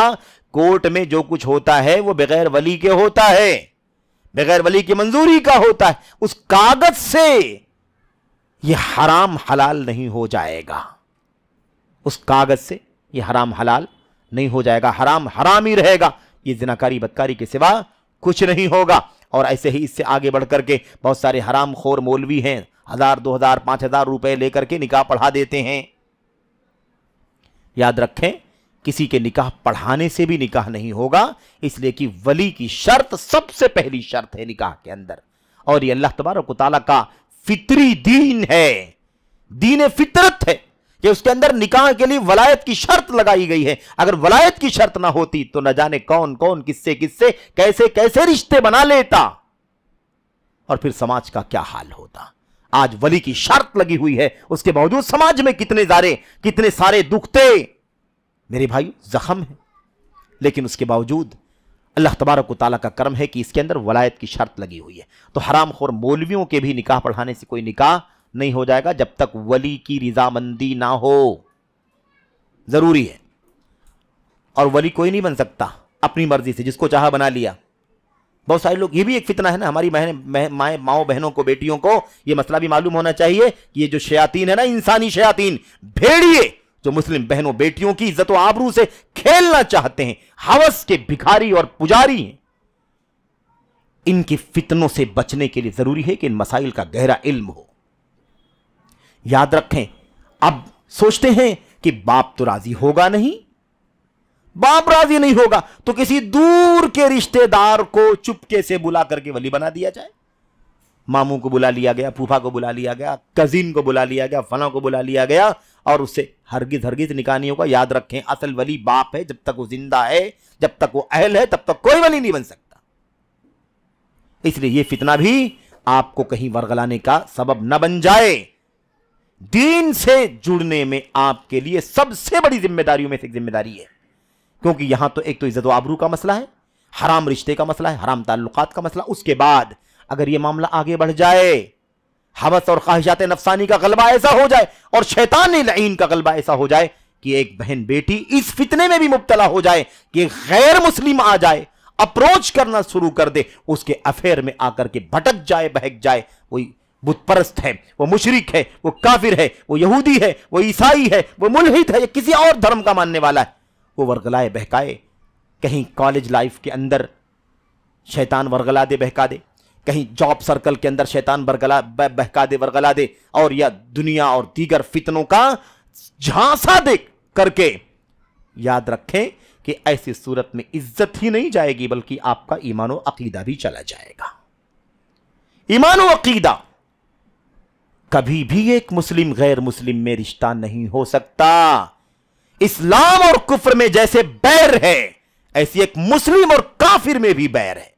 ایک مسلمہ اور کافرہ، ایک مسلم خاتون اور ایک کافر مرد، ایک مسلمہ خاتون اور ایک کافر غیر مسلم، آپ کہہ لیں سب لوگ آ جائیں گے اس کے اندر، اس میں بیر ہے۔ قرآن کریم میں اللہ تبارک و تعالی نے فرمایا، الخبیثات للخبیثین والخبیثون للخبیثات والطیبات للطیبین والطیبون للطیبات۔ اللہ نے فرمایا پاک خواتین پاک مردوں کے لیے، اس سے پہلی والی آیت میں خبیث گندی عورتیں گندے مردوں کے لیے، اور گندے مرد گندے عورتوں کے لیے۔ پاک عورتیں پاک مردوں کے لیے ہیں اور پاک مرد پاک عورتوں کے لیے ہیں۔ یہ اللہ تبارک و تعالیٰ کا نظام ہے۔ یاد رکھیں، دین داری میں سب سے بنیادی مسئلہ ہے اپنے ایمان و عقیدے کی حفاظت کرنا۔ ام سلیم کا واقعہ اکثر ہم پڑھتے اور سنتے ہیں۔ ام سلیم کے سامنے ایک کافر کا نکاح کا پیغام آیا ہے کہ نہیں؟ مشہور واقعہ ہے۔ ام سلیم انس بن مالک رضی اللہ تعالیٰ عنہ کی والدہ محترمہ، جنہوں نے شوہر کی وفات کے بعد نکاح نہیں کیا، اپنے بچے انس کو پالا پوسا، اسے جوان کیا، بڑا کیا، اور وہ عالم فاضل ہو گئے اور لوگوں کو علم کی روشنی سے منور کرنے لگے۔ اس وقت وہ ولی بن کر کے اپنی ماں کا نکاح پڑھانے لگے۔ نکاح کا پیغام آیا، ابو طلحہ کا پیغام آ گیا، میں آپ سے نکاح کرنا چاہتا ہوں۔ ارے ابو طلحہ ایک اونچے خاندان کے، ایک اچھے اسٹیٹس کے، سماجی اسٹیٹس کے آدمی، بھلا ایسا رشتہ آئے تو کون سی خاتون انکار کر سکتی ہے؟ ایسے رشتوں کی تو تلاش ہوتی ہے۔ ام سلیم کے پاس جب پیغام آیا تو انہوں نے اس کو کلیئر کیا، واضح کیا کہ دیکھو ابو طلحہ، تم جیسے لوگوں کا رشتہ ریجیکٹ نہیں کیا جاتا ہے۔ واللہ یا ابا طلحہ ما مثلک یرد، آپ جیسوں کا رشتہ ریجیکٹ نہیں کیا جاتا۔ یقیناً ایسے اعلیٰ خاندان کے رشتے کی تو تلاش کی جاتی ہے، لیکن ایک بہت بڑی رکاوٹ ہے۔ وہ رکاوٹ یہی ہے دین سے دوری، یہی ہے دین سے دوری اور دین سے قربت۔ دین کوئی صرف نماز اور توحید کا نام، نماز اور فرائض کا نام نہیں ہے۔ دین زندگی کے ہر گوشے کے اندر ہے، ذرے ذرے، ایک ایک باریک باریک مسئلہ دین سے جڑا ہوا ہے۔ تو اللہ کے کیا کہا انہوں نے؟ چونکہ اللہ کے نبی علیہ السلام کی تربیت میں رہنے والی تھی نا، بیٹے 10 سال تک نبی کی خدمت کرتے رہے، انس بن مالک، اور ماں ام سلیم لے کر کے آئی کہ اللہ کے نبی یہ بیٹا انس، یہ انیس کا یہ ننھا انس آپ کی خدمت میں دینا چاہتی ہوں، یہ آپ کی خدمت میں رہے گا، آپ کی خدمت کرے گا، آپ سے علم حاصل کرے گا، آپ کی تربیت میں رہے گا، مجھے اس سے بڑا کچھ اور سرمایہ نہیں چاہیے۔ اللہ اکبر۔ تو کیا کہا ما مثلک یرد، یہ رشتہ رد کرنے جیسا تو نہیں ہے، لیکن مشکل یہ ہے انا امرأۃ مسلمہ وانت رجل کافر، مشکل یہ کہ میں ایک مسلمان خاتون ہوں मुस्लिम खातून हूं और तुम एक काफिर आदमी हो, ला यहिल्लु ली अन अतज़व्वजक, मेरे लिए तुमसे निकाह करना हलाल नहीं है। दीनदारी है कि नहीं दीनदारी? यह है दीनदारी। और अगर ये ना होता तो दीन से दूरी हो जाती अगर इसको फॉलो ना किया जाता। अब ऐसा थोड़ी ना है कि अच्छा स्टेटस है, अच्छा। आज अजीबोगरीब बहुत सारे मुसलमान भाई आते हैं, इस तरह की मसाइल पेश करते हैं कि खानदान वाकई बहुत अच्छा है, अभी तो मुसलमान नहीं है वो, लेकिन बहुत करीब है इस्लाम से, बहुत क्लोज है इस्लाम से, काफ़ी पढ़ा लिखा है, इस्लाम की काफ़ी स्टडी करता है, इस्लाम लाया तो नहीं है लेकिन इस्लाम से नफरत नहीं रखता है। यानी रास्ता तलाश करते हैं कि किसी सूरत में कोई जायज रास्ता निकाल दिया जाए कि निकाह हो सकता है। अरे करीब है या दूर है? जब तक वो काफिर है, हराम है आपके लिए। करीब है ना, इस्लाम ले आएगा ना, आपको लगता है तो लाने दो उसे, इतनी क्या जल्दी है? इस्लाम ले आए, उसके बाद उसके इस्लाम पर इस्तिकामत तो देखो। अभी जो लालच पड़ी हुई है निकाह करने की, वो हो सकता है कि उसी निकाह की लालच में एक मुस्लिम खातून की आबरू के साथ, हवस के साथ खेलने के लिए काम कर रहा हो, इस्लाम जाहिर कर रहा हो, इस्लाम से कुर्बत जाहिर कर रहा हो। इस्लाम ले आए, उसकी इस्लाम की सदाकत सामने आ जाए, इस्तिकामत साबित कदमी आ जाए, फिर उसके बाद कोई मसला नहीं, निकाह हो सकता है, निकाह तो बाद में भी हो सकता है। इस तरह की बातें करते हैं। अफसोस, तो उन्होंने साफ कहा मैं एक मुस्लिम खातून हूं और तुम एक काफिर आदमी हो। यही नहीं, और एहसास भी दिलाया, तौहीद का दर्स भी दिया। तौहीद का दर्स, अबू तलहा मुझे वो भी मालूम है, जिस बुत की पूजा कर रहे हो लकड़ी का बुत है और किस दरख्त से काट करके बढ़ई ने बनाया है, मुझे सब मालूम है। मैं ऐसे ऐरे गैरों की पूजा करने वालों से निकाह करना मेरे लिए हलाल नहीं है। हाँ, एक शर्त है, ईमान अगर ले आओ, शिर्क से तौबा कर लो, कुफ्र से, और तौहीद खालिस को गले लगा लो, तो मैं अभी वादा करती हूं कि तुमसे महर के लिए कोई रकम का मुतालबा नहीं है। इस्लाम लाना ही मैं महर तस्लीम करके तुम्हारी निकाह में आ जाऊंगी। यह है दीन से कुर्बत, दीन से लगाव, दीनदारी। अब इतनी खालिस तौहीद का इल्म होगा तब तो जिंदगी में तौहीद आएगी। आज तो फुसफुसी तौहीद, कमजोर ईमान, कमजोर अकीदा, दुनिया की लालच, हवस, ख्वाहिशात, माल, ओहदे, मनसब, इस तरह की चीजें, रिझाने वाली चीजें आती हैं। और एक नहीं, ये कोई हवाई बात नहीं कर रहा, तजर्बे की बात है। जितनी रिपोर्टें पढ़ने को मिलती हैं ना इस तरह के वाकयात में, कि मुस्लिम खातून की बच्ची फलां के साथ चली गई है ना, चाहे मुसलमान के साथ चली गई, बगैर वली के निकाह कर लिया, या गैर मुस्लिम के साथ चली गई, उसकी कहानी पढ़ने में जब आती है पता चलता है कि उसने उसको वरगलाया, उसने बहकाया कि मेरे पास इतनी दौलत है, मेरे पास जॉब है, मेरे पास इतनी बड़ी इतनी महंगी गाड़ी है, मेरा फला जगह विल्ला है, बंगलो है, फला वगैरह, इस तरह की बातें कह करके वरगला के, बहका के, इस तरह से आबरू से भी और ईमान अकीदे से भी खेलने का काम चलता है। तो दीनदारी, दीन से दूरी बड़ी खतरनाक है। अगर दीन से दूरी है तो ये ज़िनाकारी है, दीन से दूरी है तो ईमान गया, अकीदा गया, इज्जत गई, दीन गया, माँ बाप की, खानदान की नाक कटी, पूरे इस्लाम को बदनाम करने का काम किया गया। इस्लामी समाज, लोग कहते हैं क्या है ये? देखने के लिए नकाब, देखने के लिए हिजाब है। इतने सारे वाकयात सुबह शाम ज़िनाकारी के, बदकारी के और बेउसूली के निकाह करने के सुबह शाम देखने को मिलते। इस तरह से बाकायदा इस्लाम पर तंज और ताने किए जा रहे हैं। तो दीन से दूरी के बड़े नुकसानात हैं।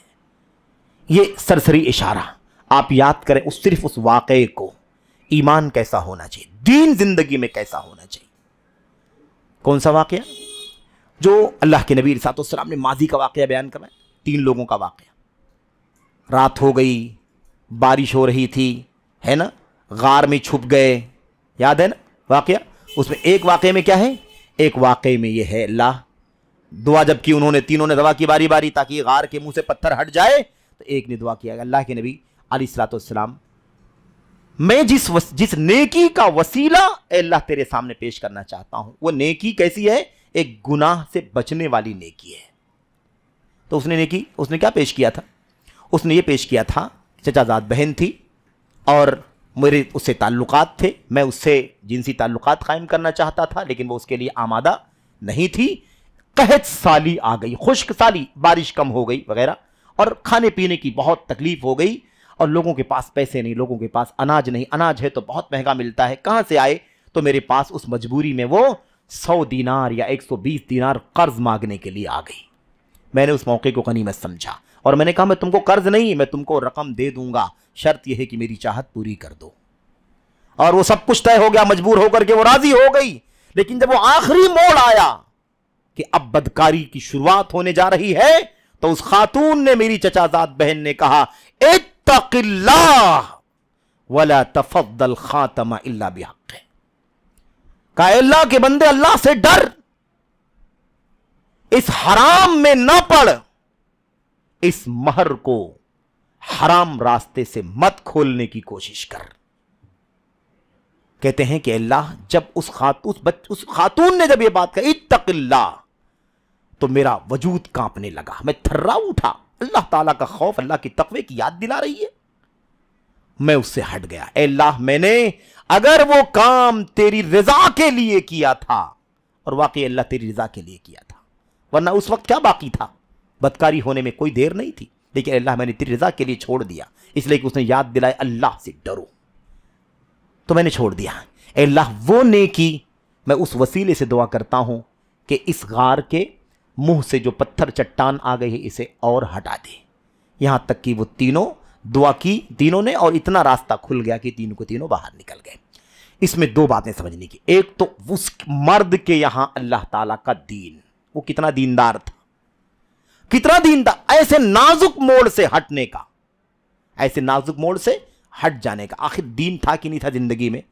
अगर दीनदारी ना होती तो यकीनन ऐसे वक्त पर इंसान पूरे तौर पर शैतान के गलबे के तहत होता, उसके कहर और उसके जबर के नीचे होता है। लेकिन अल्लाह ताला का दीन उसकी जिंदगी में था। और इस खातून को, जिसके लिए मैंने वाकई आपके सामने इशारा किया, इस खातून ने क्या कहा? इत्तकिल्लाह। कौन है उम्मत के अंदर बेटी जो आज कह दे इत्तकिल्लाह? और मुझे अपनी आबरू का सौदा नहीं करना है, मुझे अपनी ईमान का सौदा नहीं करना है।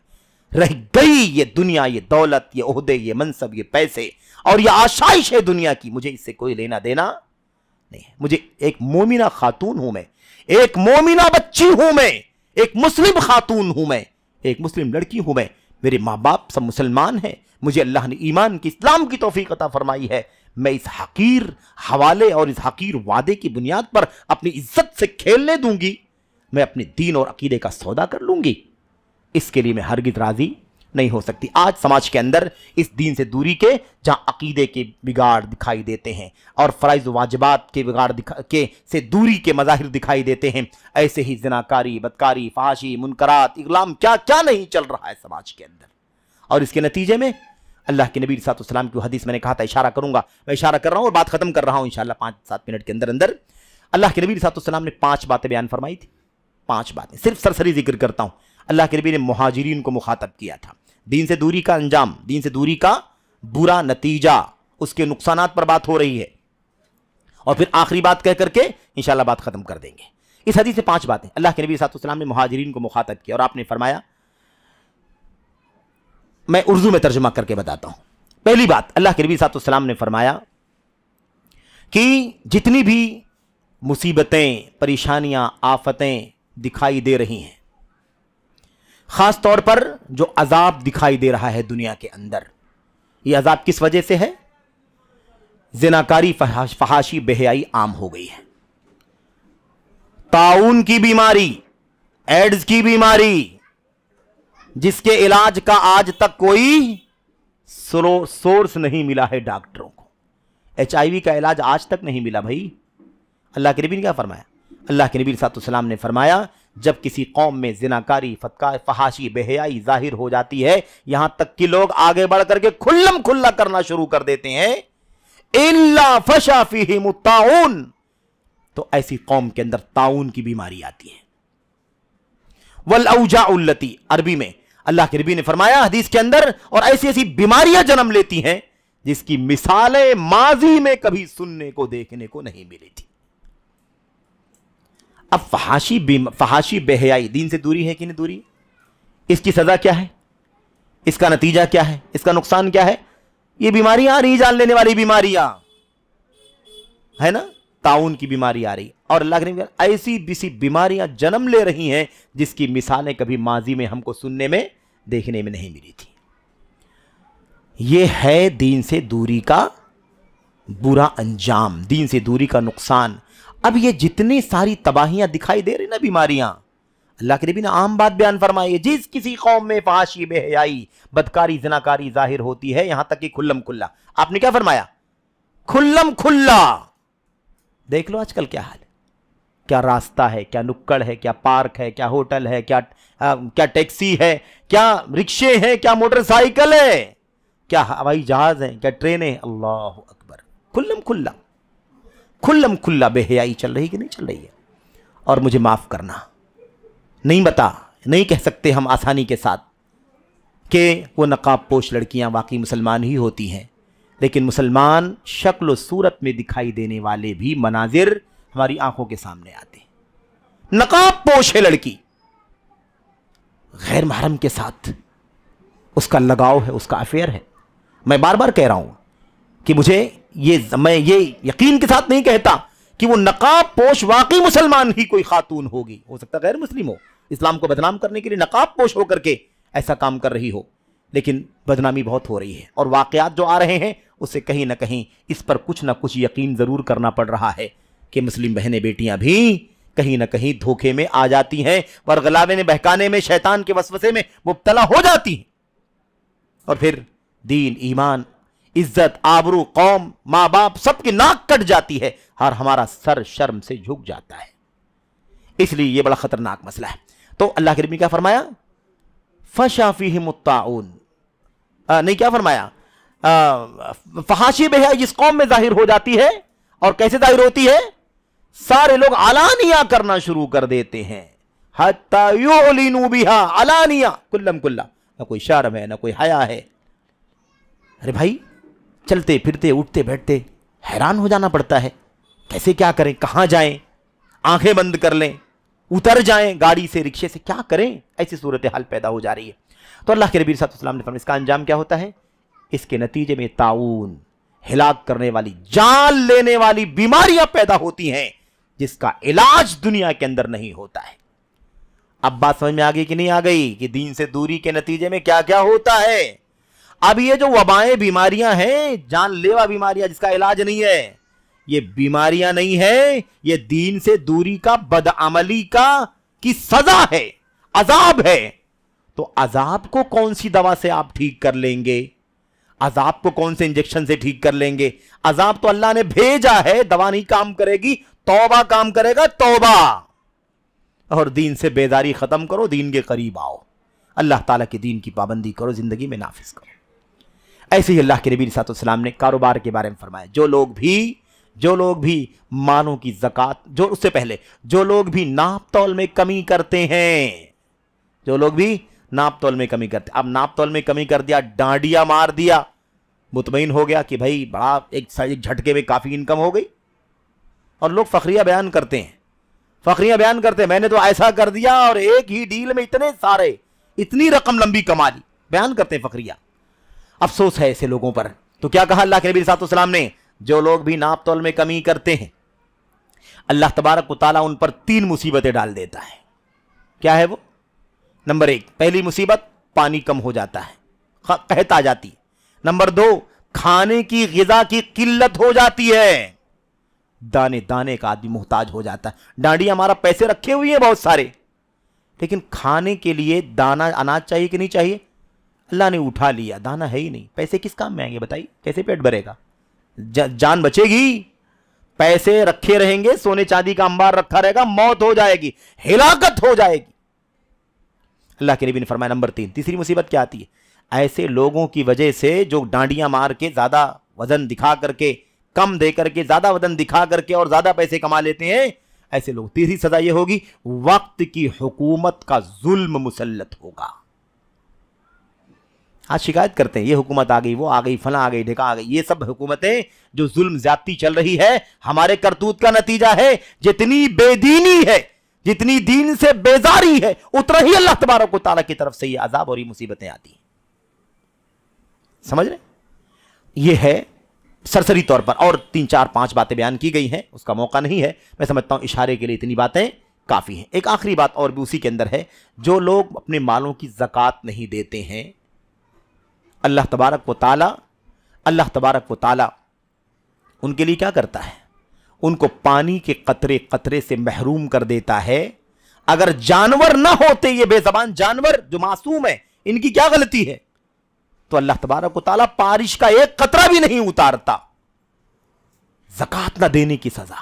آج دیکھ لو مسلمانوں کا کیا حال ہے۔ آدمی سمجھتا ہے کہ بھائی یہ بیلنس ہی سب کچھ ہے، یہ بیلنس سب کچھ ہے۔ اکثر لوگ، بڑی تعداد زکوٰۃ نکالتی نہیں ہے، اور کچھ لوگ زکوٰۃ نکالتے ہیں تو اپنی نفس پرستی کے مطابق نکالتے ہیں۔ 10 روپیہ نکلنا چاہیے، 1 روپیہ 2 روپیہ نکال کے مطمئن ہو جاتے ہیں، یعنی 1 لاکھ 2 لاکھ روپیہ نکال کے مطمئن ہو جاتے ہیں، جبکہ 10 لاکھ 20 لاکھ 50 لاکھ روپے ان کی زکوٰۃ نکلنی چاہیے۔ ایسے کتنے سارے لوگ ہیں۔ اب آدمی سوچتا ہے کہ پیسے تو میرے پاس بہت ہیں، لیکن اللہ تبارک و تعالیٰ کا اگر عذاب آ جائے تو، اور اللہ کے نبی نے شرطیہ بیان فرمایا، ضرور ایسا ہوتا ہے، ضرور ایسا ہوتا ہے۔ جو لوگ اپنے مالوں کی زکوٰۃ نہیں دیتے ان کے اوپر قحط سالی آ جاتی۔ جانور نہ ہوتے تو اللہ ایک بارش کا ایک قطرہ بھی نہیں اتارتا۔ یہ تو ان جانوروں پر رحم کرتے ہوئے اللہ تعالیٰ کہ ان کو بھوکا پیاسا کیوں رکھا جائے، اس لیے اللہ پانی کے قطرے اتار دیتا ہے۔ ورنہ اگر اللہ زکوٰۃ نہ دینے کی سزا دے اور یہ جانور نہ ہو تو ایک قطرہ پانی کا نہ اتارے۔ دین سے دوری کا نتیجہ یہ، دین سے دوری کی سزا یہ ہے۔ اچھا خیر، یہ تو ہو گئی بات دنیاوی سزا۔ ایسی جتنی بھی آفتیں بلائیں دنیا کے اندر ہیں، یہ سب کے سب دین سے دوری کا نتیجہ ہے۔ اللہ کے نبی کی وہ حدیث عام بات جس میں اللہ کے نبی نے کیا فرمایا، ان العبد لا يحرم الرزق بذنب يصيبه، بندہ روزی سے محروم کر دیا جاتا ہے کسی گناہ کی وجہ سے جو وہ کرتا ہے، گناہ کی وجہ سے۔ اب گناہ کرنا بے دینی ہے کہ نہیں؟ دین سے دوری ہے کہ نہیں؟ دینداری یہ ہے کہ اللہ کا خوف ہو، اللہ کا تقوی ہو، انسان نیکی کے کام کرے، گناہوں کے کاموں سے اپنے آپ کو بچائے۔ لیکن یہ بے دینی ہے، دین سے دوری ہے کہ انسان آزاد ہو کر کے نفس پرستی خواہشات کے پیچھے چلے، دین کی پابندی نہ کرے، اپنے نفس کی پابندی کرے۔ قرآن کریم کی آیتوں میں اللہ تبارک و تعالیٰ نے آخرت کی سزا بیان فرمائی۔ آگے بات ہے زندگی تنگ ہو جائے گی، اس کا خلاصہ یہ ہے جو سرسری طور پر آپ کے سامنے پیش کیا گیا۔ آخرت میں کیا ہوگا؟ آخرت میں اللہ تبارک و تعالیٰ سزا دے گا، اندھا بنا کر کے اٹھائے گا۔ اللہ کے دین سے دوری اختیار کرنے والوں کی سزا آخرت میں کیا ہے؟ اللہ تعالیٰ اندھا بنا کر کے اٹھائے گا اسے۔ ایسے دوسری آیت میں اللہ تبارک و تعالیٰ نے کیا فرمایا؟ دوسری آیت میں اللہ نے فرمایا اِنَّ مِنَ الْمُجْرِمِينَ مُنْتَقِمُونَ، ہم ضرور انتقام لیں گے مجرموں سے۔ یہ انتقام دنیا میں بھی ہے اور آخرت میں بھی۔ دنیا میں یہ سارا انتقام ہے، یہ بدامنی، یہ عدم عافیت، یہ تباہی، یہ بربادی ہے نا، یہ ساری مال کی، جان کی، آبرو کی، خاندان کی، فیملی کی، امن کی، عافیت کی ساری جو مشکلات ہیں، یہ سب دنیاوی زندگی میں کیا ہے؟ اللہ تبارک و تعالیٰ کا انتقام ہے۔ اور انتقام کیسا ہے؟ سبق دینے کے لیے انتقام ہے، تاکہ توبہ کر کے قریب آ جائیں۔ آخرت میں بھی انتقام ہوگا، اللہ تبارک و تعالیٰ آخرت میں سزا دے گا، اللہ کا غضب ہوگا، اللہ تعالیٰ کی مار پڑے گی، جہنم کی سزا ہے، جہنم کی آگ ہے دہکتی بھڑکتی ہوئی جس میں انسان کو ڈالا جائے گا۔ ایسی اللہ تبارک و تعالیٰ نے ایک سزا اور بیان فرمائی، اور بڑی خطرناک سزا ہے۔ وہ کیا ہے؟ جب آدمی ومن اظلم ممن ذکر بآیات ربہ فاعرض عنہا ونسی ما قدمت یداہ انا جعلنا علی قلوبہم اکنۃ ان یفقہوا وفی آذانہم وقرا۔ بڑی خطرناک سزا ہے بھائی، بہت خطرناک انجام ہے۔ وہ کیا ہے؟ جو اللہ کی دین سے، اللہ کے ذکر سے دوری اختیار کرتے ہیں، اس کے بارے میں اللہ تعالیٰ نے کیا فرمایا؟ وَنَسِيَ مَا قَدَّمَتْ يَدَاهُ، اور جو کچھ گناہ کے کام وہ لوگ کر چکے ہیں اسے بھلا دیا، یعنی فکر بھی نہیں ہے کہ گناہ کا کام کر رہا ہے، دین سے دور ہے، بے دینی ہے، منکرات ہے، معاصی کر رہا ہے، اس کی کوئی پرواہ نہیں۔ وَنَسِيَ مَا قَدَّمَتْ يَدَاهُ، اس کے دونوں ہاتھوں نے جو کچھ بھیجا ہے، یعنی جو کچھ بھی اس کا کردار ہے، کرتوت ہے گندا، اسے بھلا دیا، کوئی پرواہ نہیں ہے اس کی۔ اللہ فرماتا ایسے لوگوں کا انجام کیا ہے؟ سزا کیا ہے؟ اِنَّا جَعَلْنَا عَلَىٰ قُلُوبِهِمْ أَكِنَّةً، ہم ان کے دلوں پر پردہ ڈال دیتے ہیں، دل میں حق جائے گا نہیں، دل سے باطل نکلے گا نہیں، دل میں نیکیوں کی جگہ نہیں بنے گی، گناہ اندر سے باہر نہیں نکلیں گے۔ اِنَّا جَعَلْنَا عَلَىٰ قُلُوبِهِمْ أَكِنَّةً، ہم ان کے دلوں پر پردہ ڈال دیں گے۔ اللہ اکبر، کتنا خطرناک مسئلہ ہے۔ اسی کو اپنی زبان میں ہم کہتے تو کیا کہتے ہیں؟ اللہ تعالیٰ دلوں کو سخت کر دے گا، دلوں پر مہر لگا دے گا، دلوں پر زنگ لگ جائے گا۔ کلا بل ران علی قلوبہم ما کانوا یکسبون، ہرگز نہیں، ان کی دلوں پر زنگ لگ چکا ہے۔ ما کانوا یکسبون، جو کرتوت ہے ان کا، اس کی وجہ سے، کرتوت کی وجہ سے ان کے دلوں پر کیا ہو گیا؟ زنگ. اللہ تعالیٰ نے کچھ کفار مشرکین کے بارے میں بات بیان فرمائی. یہاں دیکھیے اللہ تعالیٰ کیا فرماتا ہے, تو اکنہ, ان کے دلوں پر کیا بنا دیں گے, پردہ ڈال دیں گے. وآذانہم انا جعلنا علی قلوبہم اکنۃ وفی آذانہم وقرا, اور ان کے کانوں میں ڈانٹ. ڈانٹ جانتے ہیں نا, وہ لکڑی کا ٹکڑا یا وہ کپڑے کا ٹکڑا جس کو کانوں میں گھسیڑ دیا جاتا ہے تو آواز اندر نہیں جاتی ہے. ڈانٹ یعنی بند کرنا. کسی شیشی کو بند کرنے کے لیے کیا کرتے ہیں, کوئی لکڑی, کوئی ہے نا کپڑا, ایسے یوں اس میں سختی کے ساتھ. اللہ تبارک تعالیٰ فرماتا ہے اللہ کے دین سے دوری اختیار کرنے کے نتیجے میں اور اپنی بدعملی کو بھلا دینے کے نتیجے میں یہ بھی سزا ان کو ملے گی کہ ان کے کانوں کے اندر ڈانٹ پڑ جائے گی. کان کے سامنے قرآن پڑھا جائے, حدیثیں پڑھی جائیں, دین کی باتیں بیان کی جائے, کوئی فکر نہیں, کوئی فرق نہیں پڑے گا. یعنی کیا مطلب, کان سے حق اندر جائے گا ہی نہیں. یہ اللہ کی سزا ہوگی, گناہوں, یہ اس کا برا انجام ہے, یہ اس کے نقصانات ہیں, اضرار ہیں, اس کے مفاسد ہیں, دین سے دوری کے مفاسد ہیں. اچھا, اس کے بعد اللہ تبارک و تعالیٰ کیا فرماتا ہے, وفی آذانہم وقرا. آگے اخیر میں اللہ تعالیٰ نے کیا فرمایا, اگر ان کو لاکھ ہدایت دی جائے, رہنمائی کی جائے, گائیڈ کی جائے, فَلَن يَهْتَدُوا إِذًا أَبَدًا, اور اس کے بعد کبھی بھی یہ ہدایت یافتہ نہیں ہو سکیں گے. یہ دیکھو, ہم صبح شام اللہ تعالیٰ سے ہدایت کی دعا کرتے ہیں. اللہ فرماتا ہے دین سے دوری کے نتیجے میں ہدایت کا راستہ بند ہو جائے گا. تو یہ خطرناک مسئلہ. آخری بات, دو تین جملوں میں صرف, علاج کیا ہے اس کا؟ علاج یہ ہے کہ دین کے قریب آؤ. سرسری علاج کیا ہے اس کا, خلاصے کا, وہ جو بے دینی ہے, دین سے دوری ہے, اسے ختم کرنا ہے. دین کے قریب آؤ. کیسے قریب آئیں گے؟ علم حاصل کرنا شروع کر دو. قرآن سنت صحابہ کرام کی سیرت کا علم حاصل کرو. قرآن پڑھو, اس کے معنی کو سمجھو, حدیثیں پڑھو, اس کے معنی کو سمجھو, اس کو زندگی میں برتو, عمل کرو. ایمان, عقیدے, توحید سے لے کر کے فرائض, واجبات, نمازوں کی پابندی, ہے نا, روزے اور ایسے ہی زکوٰۃ اور حج عمرے وغیرہ, اور اس کے بعد زندگی کے تمام تر مسائل, سارے حقوق ادا کیے جائیں, سارے حقوق ادا کیے جائیں. کاروبار حلال کا ہو, حرام کا نہ ہو, لین دین میں کسی بھی طرح کی بے دینی کا معاملہ نہ ہو, خیانت نہ ہو, غبن نہ ہو, چوری نہ ہو, رشوت نہ ہو, ہے کہ نہیں؟ ایسے عزت و آبرو, حیا, حشمت کی زندگی گزاری جائے, ناجائز تعلقات نہ ہونے پائیں. اللہ تبارک و تعالیٰ کا خوف, جگہ جگہ خلوت ہو کی جلوت ہو. اتق اللہ حیثما کنت, جہاں رہو اللہ تبارک و تعالیٰ سے ڈرو, جہاں رہو اللہ تبارک و تعالیٰ کا تقوی اختیار کرو. یہ طریقہ اللہ کے دین سے دوری کا جو نقصان ہے, اس نقصان کو دوسرا جواب ہے. یعنی علاج میں دوسرا علاج کیا ہے؟ پہلا علاج کیا ہے؟ دین سے قریب. دوسرا علاج کیا ہے؟ جتنے سارے نقصانات ہیں دنیاوی, اسے سوچو, ایک ایک کر کے یاد کرو. یہ حشر ہوگا, یہ حشر ہوگا, یہ حشر ہوگا, یہ انجام ہوگا, تاکہ اللہ تعالیٰ آپ کو, ہم کو دین سے دور ہونے کے بجائے دین سے قریب ہونے کی توفیق عطا فرمائے. تیسری چیز, اللہ تبارک و تعالیٰ نے جو سزا متعین کی ہے آخرت میں, اس کو یاد کرو, اور دین سے قریب آنے کا جو صلہ, جو بدلہ جنت, اللہ کی رحمت, مغفرت, اس کی رضوان کا وعدہ ہے, اس کو یاد کرو. اس کے نتیجے میں انشاءاللہ تبارک و تعالیٰ دین سے دوری ختم ہوگی, دین سے لگاؤ ہوگا, الفت ہوگی, محبت ہوگی, وہی مجلس, وہی معاملہ ہوگا جیسے نبی کریم صلی اللہ علیہ وسلم کے صحابہ تھے. کھانے پینے کی پرواہ نہیں ہے. دودھ کا پیالہ تحفے میں آیا, ملا تو ٹھیک, نہیں ملا تو بھی کوئی بات نہیں. اللہ کے نبی کے ساتھ لگے ہوئے, علم حاصل کرنا اور اسے زندگی میں برتنا. اور ماؤں بہنوں کی مجلس ہے, ان کے بارے میں ایک بات کہہ کر کے بات ختم کرتا ہوں. ام المومنین عائشہ صدیقہ رضی اللہ تعالی عنہا نے دین سے دوری کا حل, علاج, علم حاصل کرنا. اور علم کون سا علم؟ ایرے گہرے سے نہیں, قرآن سنت صحابہ کی سیرت کا علم اور امت کے سچے علماء کے ذریعے سے حاصل کرنا. اور بہت معذرت کے ساتھ, بہت افراتفری ہے, بہت خلل ہے دعوت کے میدان میں. کبھی گفتگو کی جائے گی انشاءاللہ تبارک و تعالیٰ کہ بہت سارے داعی, بہت سارے داعیہ, بہت سارے داعیان اور بہت ساری داعیات, یعنی مرد اور خواتین میں دعوت کا کام کرنے والے, کافی اس کے اندر نظر ثانی کرنے کی ضرورت ہے.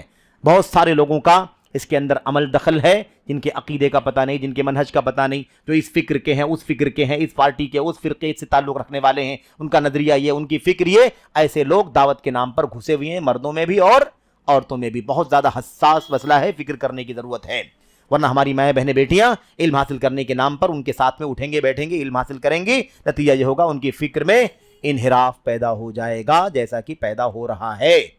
اس لیے یہ بھی فکر مندی کی چیز ہے۔ ام المومنین عائشہ فرماتی ہے رضی اللہ تعالیٰ عنہ انصاری خواتین کے بارے میں، جیسا کہ امام بخاری نے صحیح بخاری میں نقل کیا ہے، تعریف کرتی ہیں، انصاری خواتین کی تعریف کرتی ہیں، کہتی ہیں نعم النساء نساء الانصار لم یمنعہن الحیاء ان یتفقہن فی الدین۔